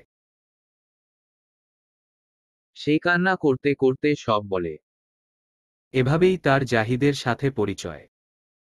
জাহিদ তখন ওই কলেজেরই ফাইনাল ইয়ারের স্টুডেন্ট। ওই দিন জাহিদ সব বুঝে তাকে একটা ধমক দেয়। তারপর নিজের সাথে থেকে ভর্তির সব ফর্মালিটিজ পূরণ করে। সেদিন জাহিদকে পাশে পেয়ে তার কি যে ভালো লেগেছিল। সে ভালো লাগাই পরবর্তীতে ভালোবাসায় রূপান্তরিত হয়। 2 বছর পর জাহিদ মাস্টার্স কমপ্লিট করে জব খুঁজে পায়। তখন নিজে থেকে বিয়ের কথা বলে। জাহিদের বাবা মা গ্রামে থাকত। ছেলের কথা মতো শহরে এসে তাকে একবার দেখে যায়। তাকে দেখে পছন্দ হলেও ইয়াতিম বলে প্রথম দিকে রাজি হয় না।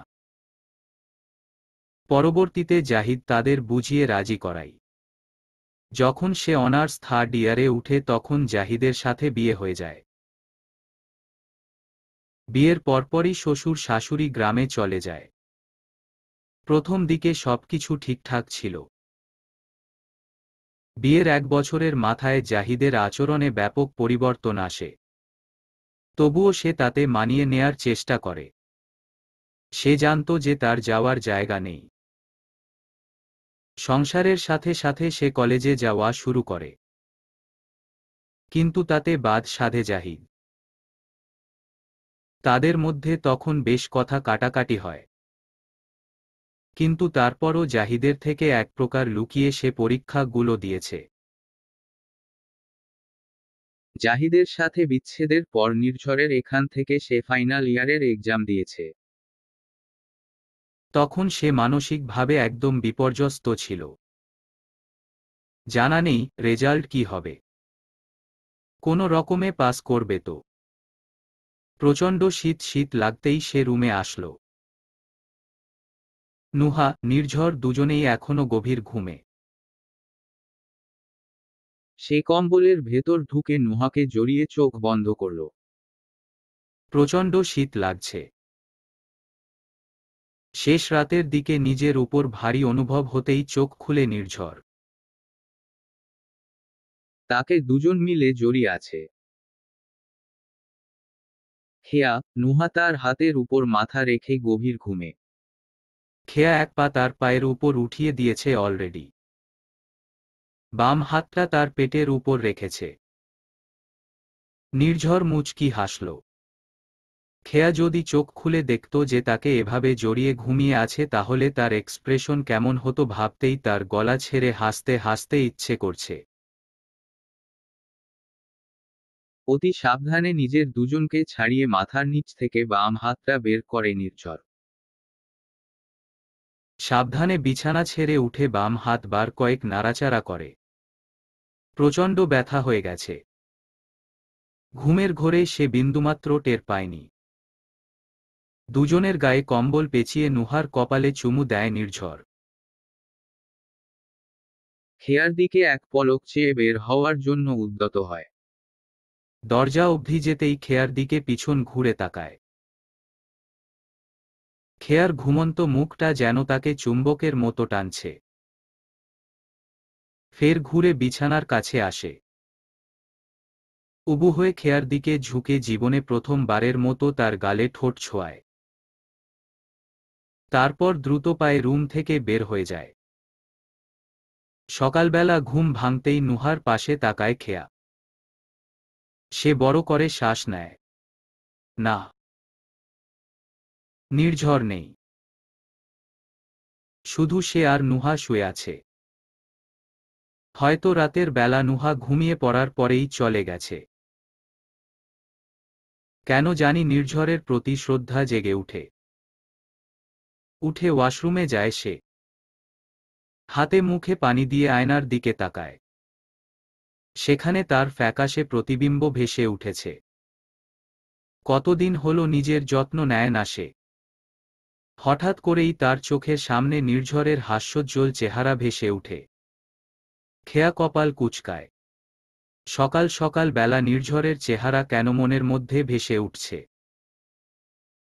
দ্রুত ফ্রেশ হয়ে ওয়াশরুম থেকে বের হতে দরজায় টোকা পড়ে। সে দরজার দিকে এগিয়ে নির্ঝরকে দেখে বলে, ভেতরে আসুন। নির্ঝর এক নজর ভেতরে উকি দিয়ে বলল, নুহা উঠেছে কিনা খোঁজ নিতে এলাম। এক কাজ করো, ওকে উঠিয়ে দুজন দ্রুত রেডি হয়ে নাও। আমি ডাইনিংয়ে অপেক্ষা করছি। থু। নির্ঝর এখনো দাঁড়িয়ে আছে। খেয়া বুঝতে পারল হয়তো আর কিছু বলবে, কিন্তু সংকোচ বোধ করছে। আর কিছু বলবেন? হ্যাঁ না মানে বলছিলাম কি আজ একটু ঘুরতে যেতে পারবে? মানে নুহাকে স্কুলে রেখে আমার অফিস হয়ে আর কি। নির্ঝরের বলার ভঙ্গি দেখে খেয়ার বড্ড হাসি পায়। সে নিজেকে সংযত করে বলল, ঠিক আছে। নির্ঝর দ্রুত নিচে নামে।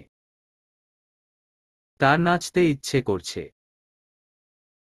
খেয়া তার সাথে ঘুরতে যেতে রাজি হয়েছে।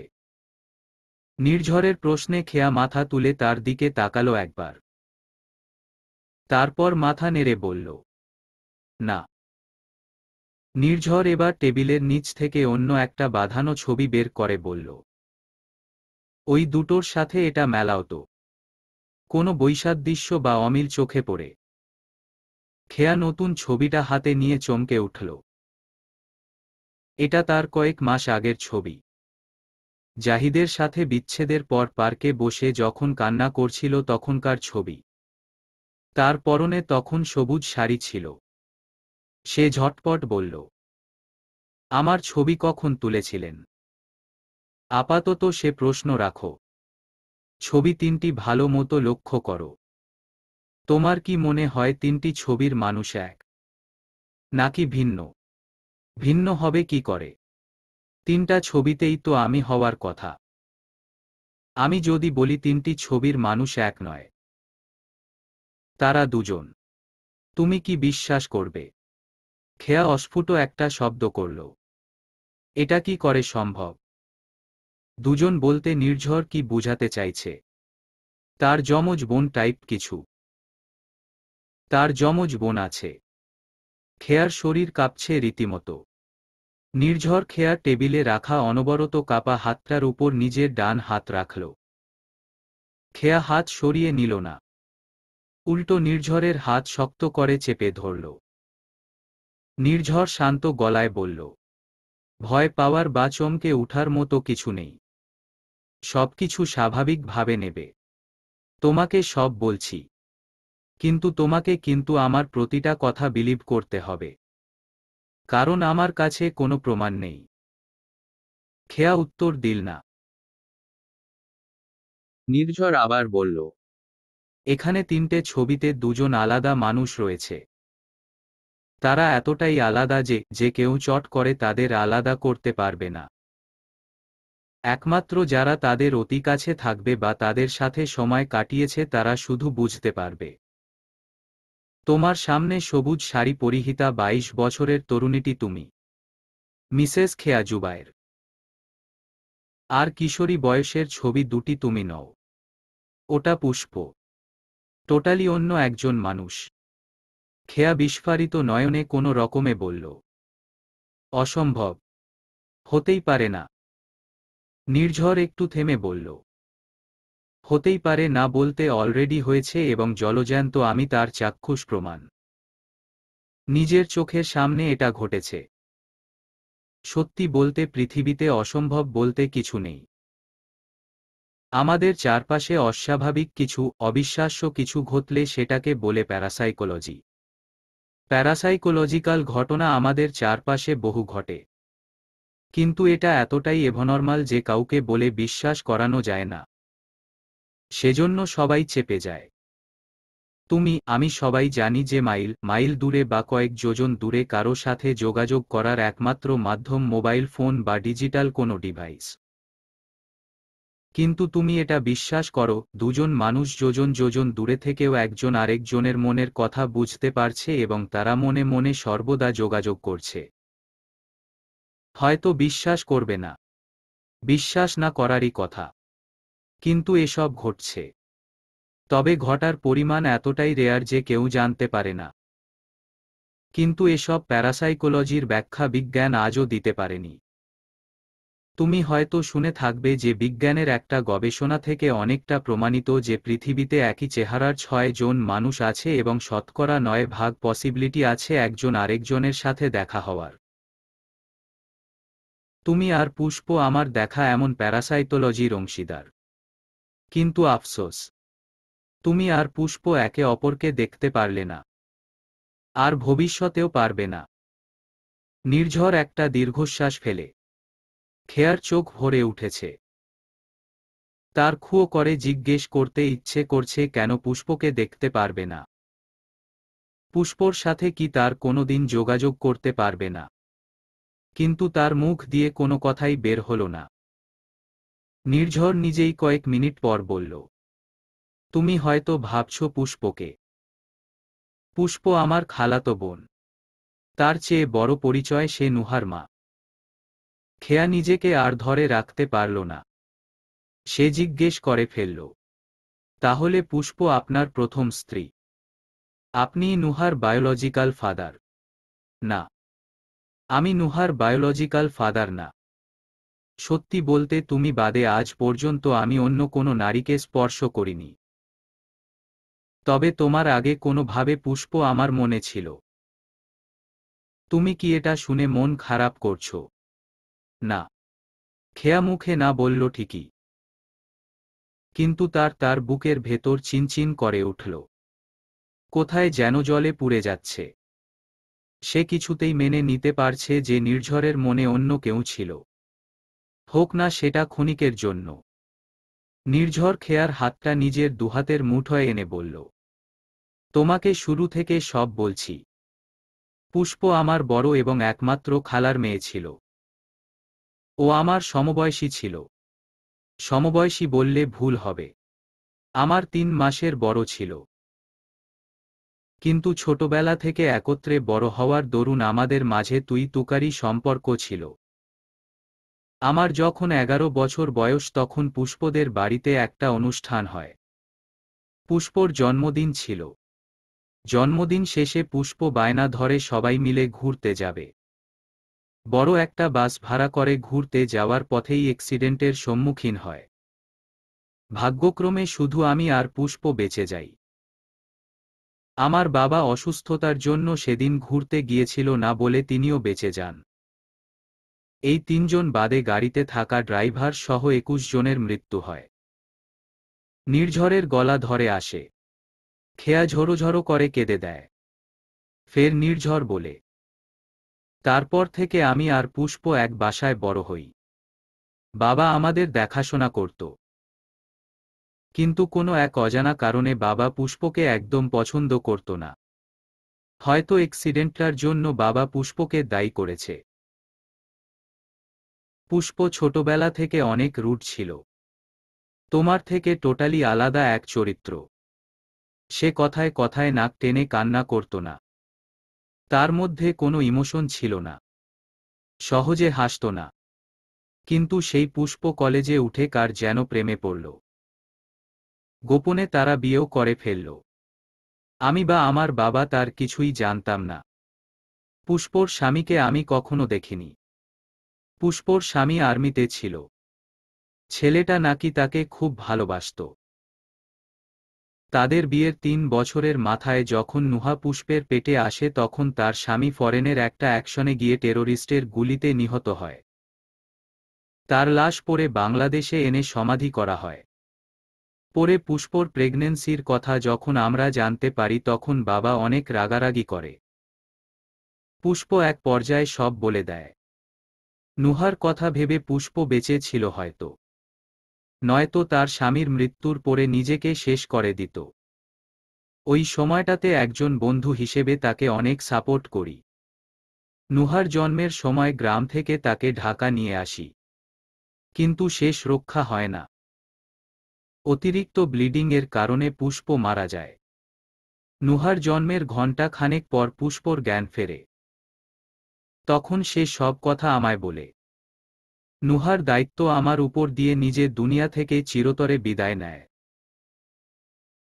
সেদিন থেকে নুহা আমার সন্তান হয়ে যায়।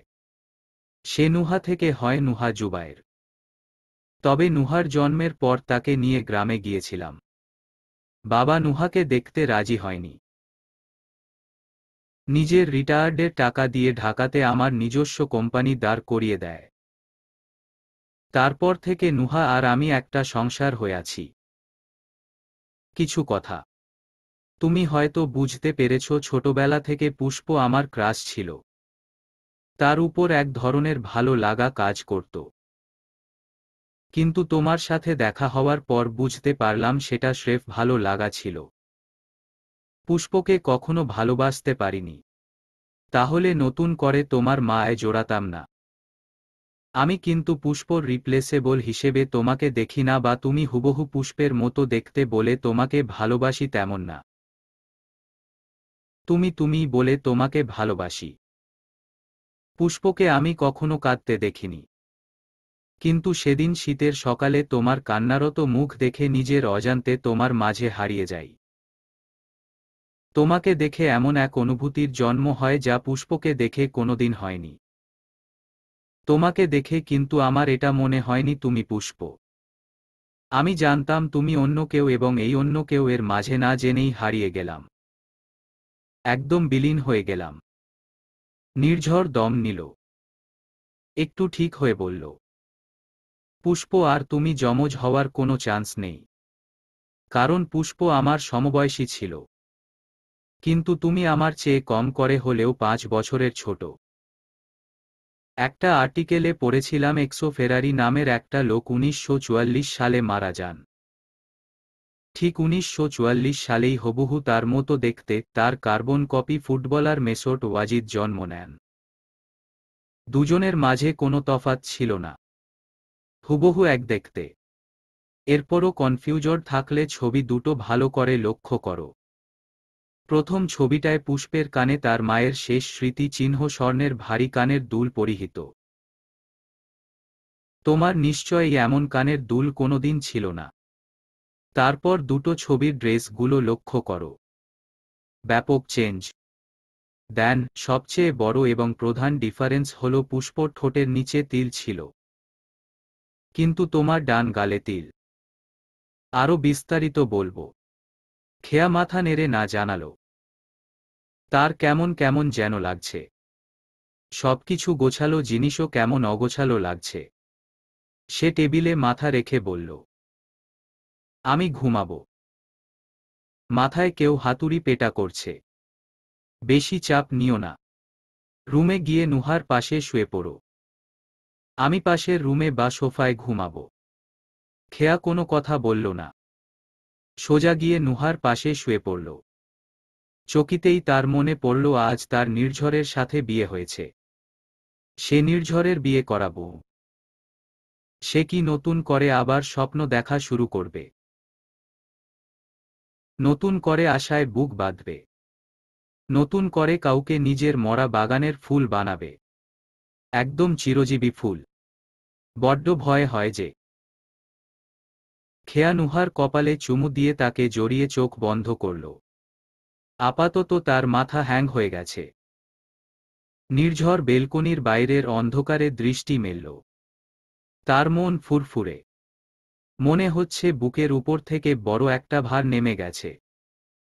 সে পুষ্পর কথা বহুবার খেয়াকে বলতে চেয়েছে, কিন্তু কখনো পারফেক্ট সময় বা সুযোগ কোনোটাই হয়ে ওঠেনি।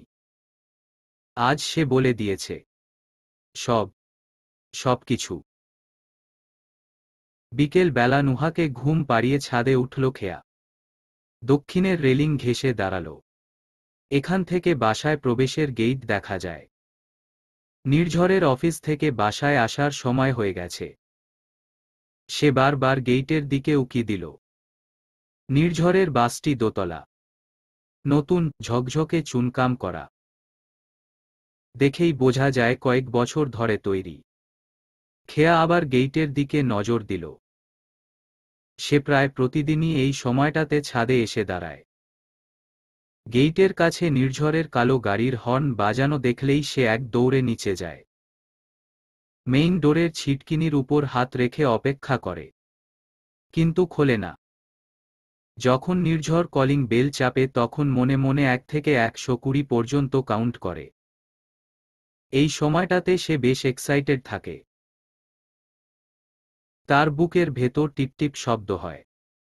হার্টবিটও কেমন অগোছালো হয়ে যায়। কিন্তু দরজা খুলে সে গম্ভীর হওয়ার ভান করে। নির্ঝরকে কিছুই বুঝতে দেয় না। আগে সে এই কাজটি করত না। আজ দিয়ে 28 দিন হলো সে এই কাজ করছে। নির্ঝরের সাথে তার বিয়ের সময়সীমা আজ 28 দিন। নির্ঝর অফিস যাওয়ার পর সে রোজ নুহাকে স্কুলে দিয়ে আসে। দুপুরের দিকে নুহা একাই আসে ড্রিভারের সাথে। মাঝে মাঝে সে নুহার স্কুলে গিয়ে তাকে চমকে দেয়। নুহাকে নিয়ে আশপাশে ঘুরে।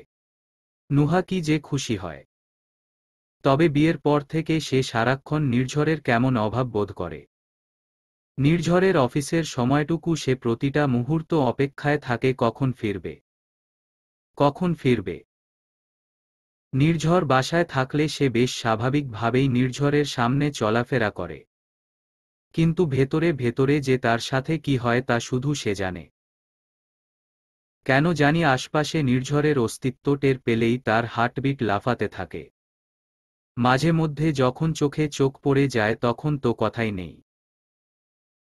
তার সারা মুখ কান লাল হয়ে যায়। মনে হয় এক্ষুনি কিছু একটা করে ফেলি। নির্ঝরের থেকে লুকিয়ে বাঁচি। কিন্তু কেন এমন হয় তার জানা নেই। গাড়ির হর্নের শব্দে বাস্তবে ফেরে খেয়া।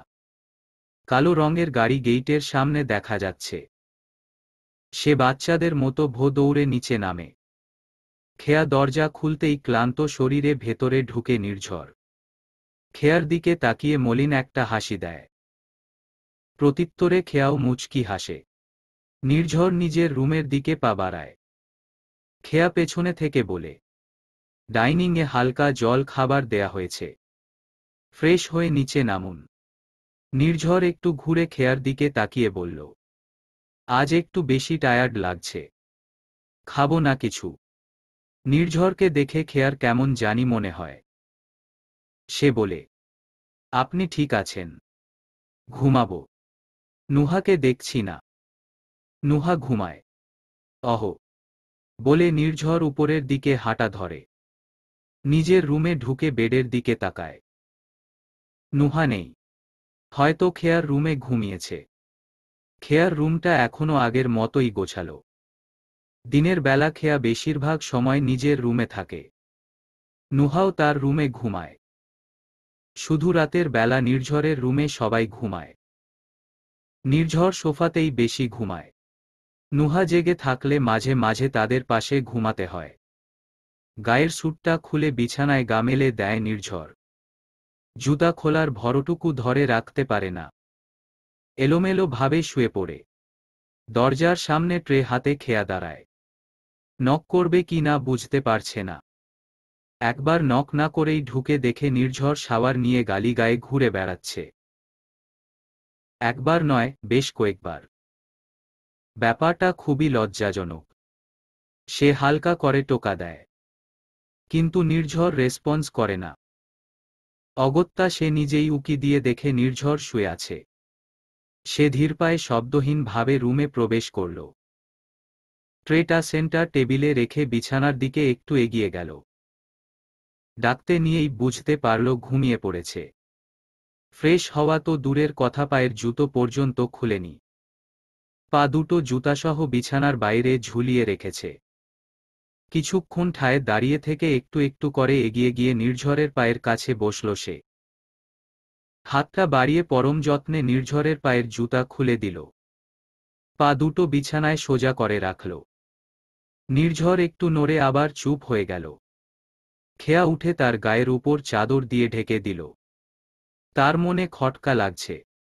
সে এ বাসায় আসার পর থেকেই দেখছে নির্ঝর অনেক গোছানো এবং পরিষ্কার একজন মানুষ।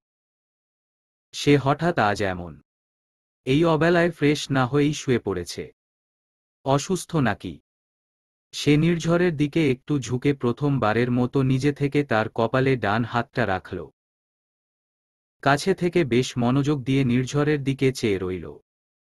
নির্ঝর যখন বাসায় থাকে না তখন সে তার চেহারা মনে করার চেষ্টা করে। শুধু একটা অবয়ব মনে পড়ে। কিন্তু ঠিকই বহুদূর থেকে নির্ঝরের সামান্য অবয়ব দেখেই বুকের ভেতর তোলপাড় সৃষ্টি হয়। নির্ঝর আশপাশে থাকলেই সে আর নিজের মধ্যে থাকে না। তার মনে হয় সে নির্ঝরকে কোনোদিন কাছে থেকে ভালো করে দেখেইনি।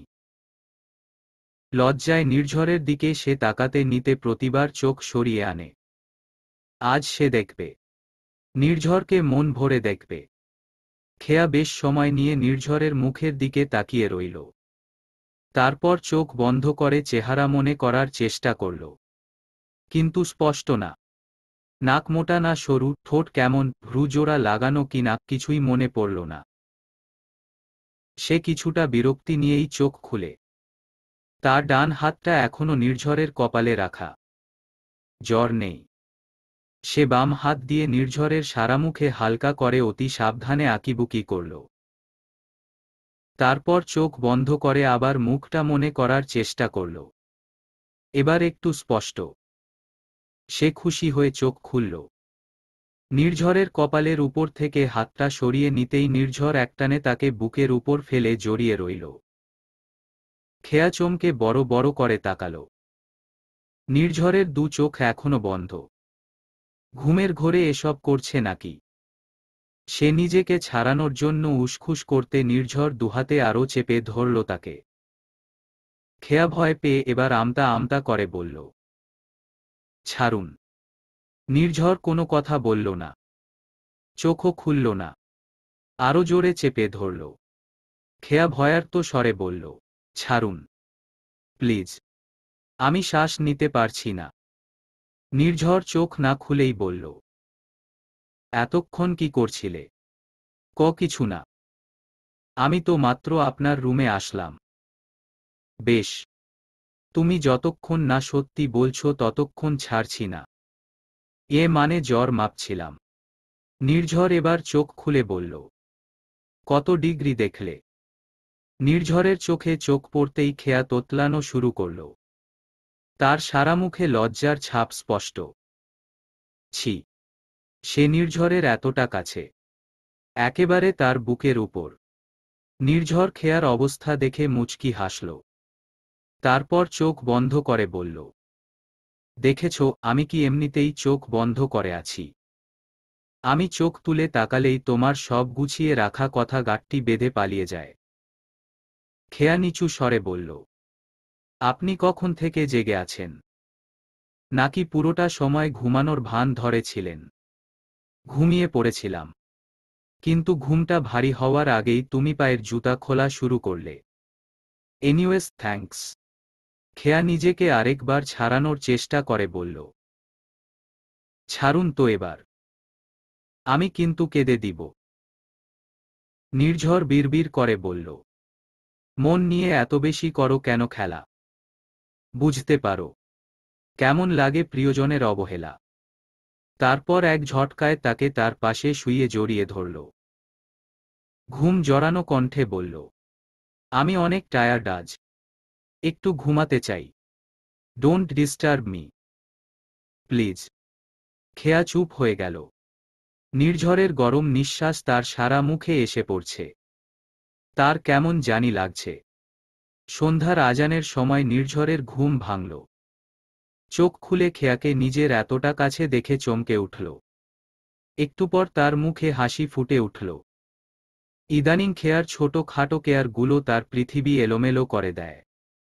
খেয়ার আরও কাছে যেতে ইচ্ছে করে, এত কাছে যে চাইলেও যেন খেয়া নিজে আর দূরে সরে যেতে না পারে। সে রোজ অফিস শেষ হওয়ার অপেক্ষায় থাকে, কখন সে বাসায় যাবে, তার কলিজাদের দেখতে পাবে। কলিং বেল চাপার আগে তার বুকের ভেতর ধুকপুক করে। সে জানে দরজা খুললেই সে খেয়ার মুখ দেখতে পাবে। এই যে রোজ জমিলা খালা থাকা সত্ত্বেও খেয়া নিজে দরজা খুলে দেয়, এটাতে যে তার কি ভালো লাগে সেটা খেয়া জানে। সে উঠে ওয়াশরুমে গেল। ঘণ্টা খানেক সময় নিয়ে শাওয়ার নিল নির্ঝর। তারপর ড্রেস পরে বের হয়ে আসল। রুমে ঢুকে দেখে বিছানা খালি। খেয়া নেই, রুমেও নেই। সে বেলকনিতে চেক করল, না, সেখানেও নেই। হয়তো নিচে গেছে। নির্ঝর টাওয়ালটা বেকনিতে মেলে দিয়ে রুমে আসল। মাথার চুল ঝেড়ে ড্রেসিং টেবিলের সামনে দাঁড়াল। আয়নার উপর এক নজর তাকাতেই ধারাম করে দরজা খোলার শব্দ হল। সে বেশ অবাক হয়ে পেছনে ঘুরে তাকাল। দরজার সামনে খেয়া দাঁড়িয়ে। সে রীতিমতো হাঁফাচ্ছে। নির্ঝর চোখের ইশারায় কিছু হয়েছে কিনা জিজ্ঞেস করল, কিন্তু তার দৃষ্টিকে সম্পূর্ণ উপেক্ষা করে খেয়া দিল এক দৌড়। খেয়া এক দৌড়ে এসেই এক লাফে নির্ঝরের গলা জড়িয়ে নিজের সম্পূর্ণ ভর তার উপর ছেড়েছিল। আচমকা হওয়ায় নির্ঝর টাল সামলাতে না পেরে ড্রেসিং টেবিলের উপর পড়ল। টেবিলের কর্নারে মাথা ঠুকে যেতেই সেই আর্তনাদ করে উঠল। খেয়া দৌড়ে এসেই এক লাফে নির্ঝরের গলা জড়িয়ে নিজের সম্পূর্ণ ভর তার উপর ছেড়ে দিল। আচমকা হওয়ায় নির্ঝর টাল সামলাতে না পেরে ড্রেসিং টেবিলের উপর পড়ে যায়। টেবিলের কর্নারে মাথা ঠুকে যেতেই সে চাপা আর্তনাদ করে উঠে। বাম হাতে খেয়াকে আগলে ওভাবেই বসে থাকে নির্ঝর। ডান হাতটা পেছনে নিয়ে মাথার আঘাতপ্রাপ্ত স্থান স্পর্শ করে। সঙ্গে সঙ্গে তার হাত ভিজে যায়। হাতটা সামনে এনে মেলে ধরতেই টকটকে লাল রক্ত চোখে পড়ে। তার মাথা চক্কর দিয়ে উঠে। সে দ্রুত দু চোখ বন্ধ করে বড় করে শ্বাস নেয়। সে দাঁতে দাঁত চেপে ব্যথা সহ্য করে। খেয়াকে জিজ্ঞেস করে, কিছু কি হয়েছে? তুমি ঠিক আছো? খেয়ার যেন হুঁশ নেই। খুশিতে সর্বাঙ্গ ঝলমল করছে। সে একগাল হেসে বলল, আপনি জানেন আমাদের অনার্স ফাইনাল ইয়ারের রেজাল্ট দিয়েছে। আমি মাত্র আমার রেজাল্ট দেখলাম। আমি পাশ করেছি নির্ঝর। সেকেন্ড ক্লাস পেয়ে পাশ করেছি। নির্ঝরের ব্যথাতুর মুখে হাসি ফুটে উঠে, সাথে বুকের ভেতর প্রশান্তির ঢেউ বয়ে যায়। আজ প্রথম খেয়া তাকে শুধু নির্ঝর, অনলি নির্ঝর বলে ডেকেছে। সে কিছু বলতে নেয়, কিন্তু খেয়াকে জড়িয়ে রাখা তার হাতটা বারবার ঢিলে হয়ে আসতে চায়। সে ছাড়ে না, জোর করে আবার শক্ত করে ধরে। খেয়া নিজে থেকে এই প্রথমবার তাকে জড়িয়ে ধরেছে, তার কাছে এসেছে। সে কি করে তাকে দূরে ঢেলে দেবে? সে কাঁপা কাঁপা গলায় বলল, তোমার রেজাল্টে আমি অনেক খুশি হয়েছি। তুমি খুশি হয়েছ তো? ও মা, খুশি হব না কেন? আমি প্রচুর খুশি হয়েছি। ইচ্ছে হচ্ছে মাইক দিয়ে সারা পৃথিবীকে জানিয়ে দিই যে আমি পাশ করেছি। আপনি তো জানেনই আমি কি অবস্থার মধ্যে পরীক্ষা দিয়েছি। তুমি চাইলে আমি মাইক ভাড়া করে সারা পৃথিবীকে জানাতে পারি। Don't try to be funny. Nirjhar কিছু বলতে চায়, কিন্তু পারে না। তার হাত দুটো ঢিলে হয়ে আসে। বিড়বিড় করে বলে, খেয়াতরি, আমাকে ইমিডিয়েটলি হসপিটালে নিয়ে যাও। আমার মাথা ফেটে গেছে। খেয়া চমকায়। নির্ঝরের অস্পষ্ট কথায় এতক্ষণে তার হুঁশ ফেরে যেন। সে সরে আসতে নিতেই নির্ঝর রক্তমাখা হাত দিয়ে তার হাত চেপে ধরে। সে হাতের দিকে চেয়ে ভয়ার্ত গলায় বলে, রক্ত? আপনার হাতে ব্লাড কোথা থেকে আসলো? নির্ঝর আর কিছু বলতে পারে না। খেয়ার গায়ের উপর ঢলে পড়ে। সে নির্ঝরকে ধরে ফেলে। নির্ঝরকে বেশ কয়েকবার ঝাঁকিয়ে বলে, কি হয়েছে আপনার? কথা বলুন, প্লিজ কিছু বলুন। কিন্তু সে রেসপন্স করে না। দ্রুত নির্ঝরের মাথার পেছনের দিকে নজর দেয়। তার বুকের ভেতর ধক করে উঠে। মাথার ব্যাক সাইড থেকে চুল বেয়ে রক্ত ঝরছে। ভয় খেয়া হাউমাউ করে কেঁদে দেয়। নিজের শাড়ির আঁচল চেপে ধরে আঘাতের জায়গায়। তারপর চিৎকার করে সবাইকে ডাকে। কয়েক মিনিটের মধ্যে ড্রাইভার চাচার সাহায্যে নির্ঝরকে হাসপাতালে নিয়ে যায়। হসপিটালের বারান্দায় 502 নাম্বার কেবিনের সামনে খেয়া পায়চারি করছে। তার শাড়ি একদম এলোমেলো হয়ে গেছে, সাথে মলিন মুখ। একটু পর নার্সকে বলে সে নির্ঝরের কেবিনে প্রবেশ করল। নির্ঝরকে ঘুমের ইনজেকশন পুশ করা হয়েছে। ঘণ্টাখানেক পর জ্ঞান ফেরার কথা। সে এগিয়ে গিয়ে নির্ঝরের বাম পাশের টুল টেনে বসল। নির্ঝরের মাথায় ব্যান্ডেজ করা। মুখটা কেমন ফ্যাকাশে, পাণ্ডুর মতো হয়ে গেছে। বেশি ব্লাড বের হয়েছে। খেয়া হাত বাড়িয়ে নির্ঝরের বাম হাতটা ধরল। ডান হাতে স্যালাইন লাগানো। নিজেকে কেন জানি তার অপরাধী মনে হচ্ছে। তার জন্যই নির্ঝর আজ হসপিটালাইজড। ছি, সে কেমনে এমন কাজ করল? এমন করে নির্ঝরকে জড়িয়ে ধরল যে সে সরাসরি মাথায় আঘাত পেল। একদম হসপিটালে অ্যাডমিট হতে হল। খেয়া ঝরোঝরো করে কেঁদে দিল। কথায় আছে না, যত হাসি কত কান্না। নিজের রেজাল্ট শুনে যতটা না খুশি হয়েছিল, নির্ঝর অসুস্থ হয়ে পড়ায় তার সমান তো দূরে থাক, তার 3 গুণ বেশি কষ্ট হচ্ছে। বেশ কিছুক্ষণ পর খেয়ার হাতের ভাঁজে থাকা নির্ঝরের হাতটা নড়ে উঠল। খেয়া ব্যতিব্যস্ত হয়ে নির্ঝরের দিকে তাকাল। কয়েক সেকেন্ড পর নির্ঝর চোখ খুলল। চোখ খুলেই খেয়ার দিকে অপলক দৃষ্টিতে তাকিয়ে রইল। বিনিময়ে খেয়া কান্না সজল চোখে একটু হাসার চেষ্টা করল। ঝটপট বলল, এখন কেমন লাগছে? আপনি ঠিক আছেন? নির্ঝর মুচকি হাসল। হেসেই হালকা করে বলল, হু। খেয়া এই প্রথম লক্ষ্য করল নির্ঝর হাসলে তার চোখও হাসে। সে হাসলে তার চোখও কি হাসে। একদিন আয়নাতে পরখ করতে হবে। তবে নির্ঝরের হাসির মতো তার হাসিও কি সুন্দর। নির্ঝরের হাস্যোজ্জ্বল প্রতিচ্ছবি এত অপরূপ কেন? এসব কি ভাবছে সে? তড়িৎ গতিতে নির্ঝরের হাতটা ছাড়িয়ে একটু পিছিয়ে বসল। সে সিদ্ধান্ত নিয়েছে আজ থেকে নির্ঝরের থেকে একটু দূরে থাকবে। না, একটু নয়, যথেষ্ট দূরে থাকবে। নির্ঝর বাম হাতটা দিয়ে নিজের মাথাসহ কপালের ব্যান্ডেজ স্পর্শ করল। চোখের মণি ঘুরিয়ে একটু দেখারও চেষ্টা করল, কিন্তু দেখতে পারল না। পরমুহূর্তে খেয়ার দিকে তাকিয়ে বলল, নুহা কোথায়? এখানে এসেছিল। জি, এখানে থাকতে চেয়েছিল। অনেক বুঝিয়ে জমিলা খালার সাথে বাসায় পাঠিয়েছি। ভালো করেছ। তারপর কিছুক্ষণ দুজন চুপচাপ রইল। খেয়া নিজে থেকে বলল, রাত বেড়ে যাচ্ছে। আজকের রাতটা এখানেই থাকবেন নাকি বাসায় যাবেন? ডাক্তার কিন্তু ফুল রেস্টে থাকতে বলেছেন। নির্ঝর একটু হেসে বলল, তুমি তো খুব সাংঘাতিক মেয়ে। প্রথমবার নিজে থেকে জড়িয়ে ধরেই হসপিটালে ভর্তি করলে। খেয়া কেঁদে দিল। কান্না করতে করতে বলল, সরি। রেজাল্ট শুনে নিজের মধ্যে ছিলাম না। অনেক বেশি খুশি হয়েছিলাম। সেজন্য হুট করে। তোমার মনে হয়েছিল সারা বাংলাদেশে তুমি একাই পাস করেছ নাকি? একদম টিজ করবেন না, বলে খেয়া আরো জোরে কান্না শুরু করল। নির্ঝর ছোট্ট করে ধমক দিয়ে বলল, কান্না করছো কেন?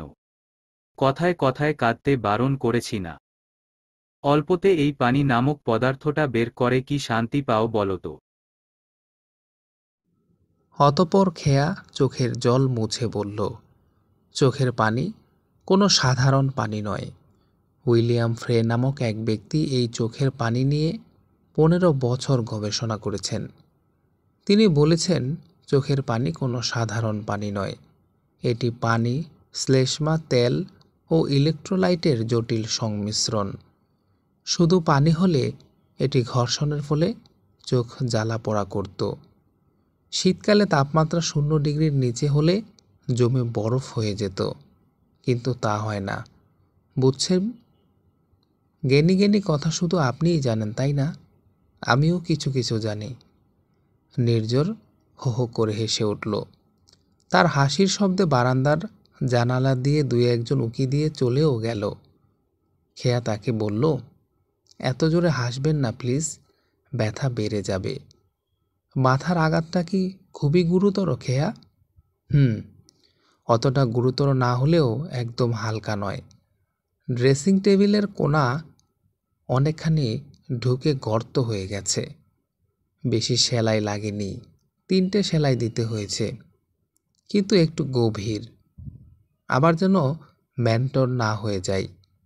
দুঃখিত, ভেরি সরি। নির্ঝর হাসতে হাসতে বলল, বাদ দাও তো ওসব।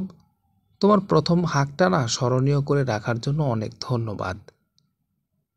খেয়া মাথা নিচু করল। হঠাৎ নির্ঝর হাসি থামিয়ে সিরিয়াস হয়ে বলল, কাছে আসো। কি? বলছি কাছে এসে বসো। অত দূরে কেন বসে আছো? না না, ঠিক আছে, আমি এখানেই ভালো আছি। আপনিও ভালো থাকবেন। কাছে গেলেই আবার কোথাও ব্যথা দিয়ে ফেলতে পারি।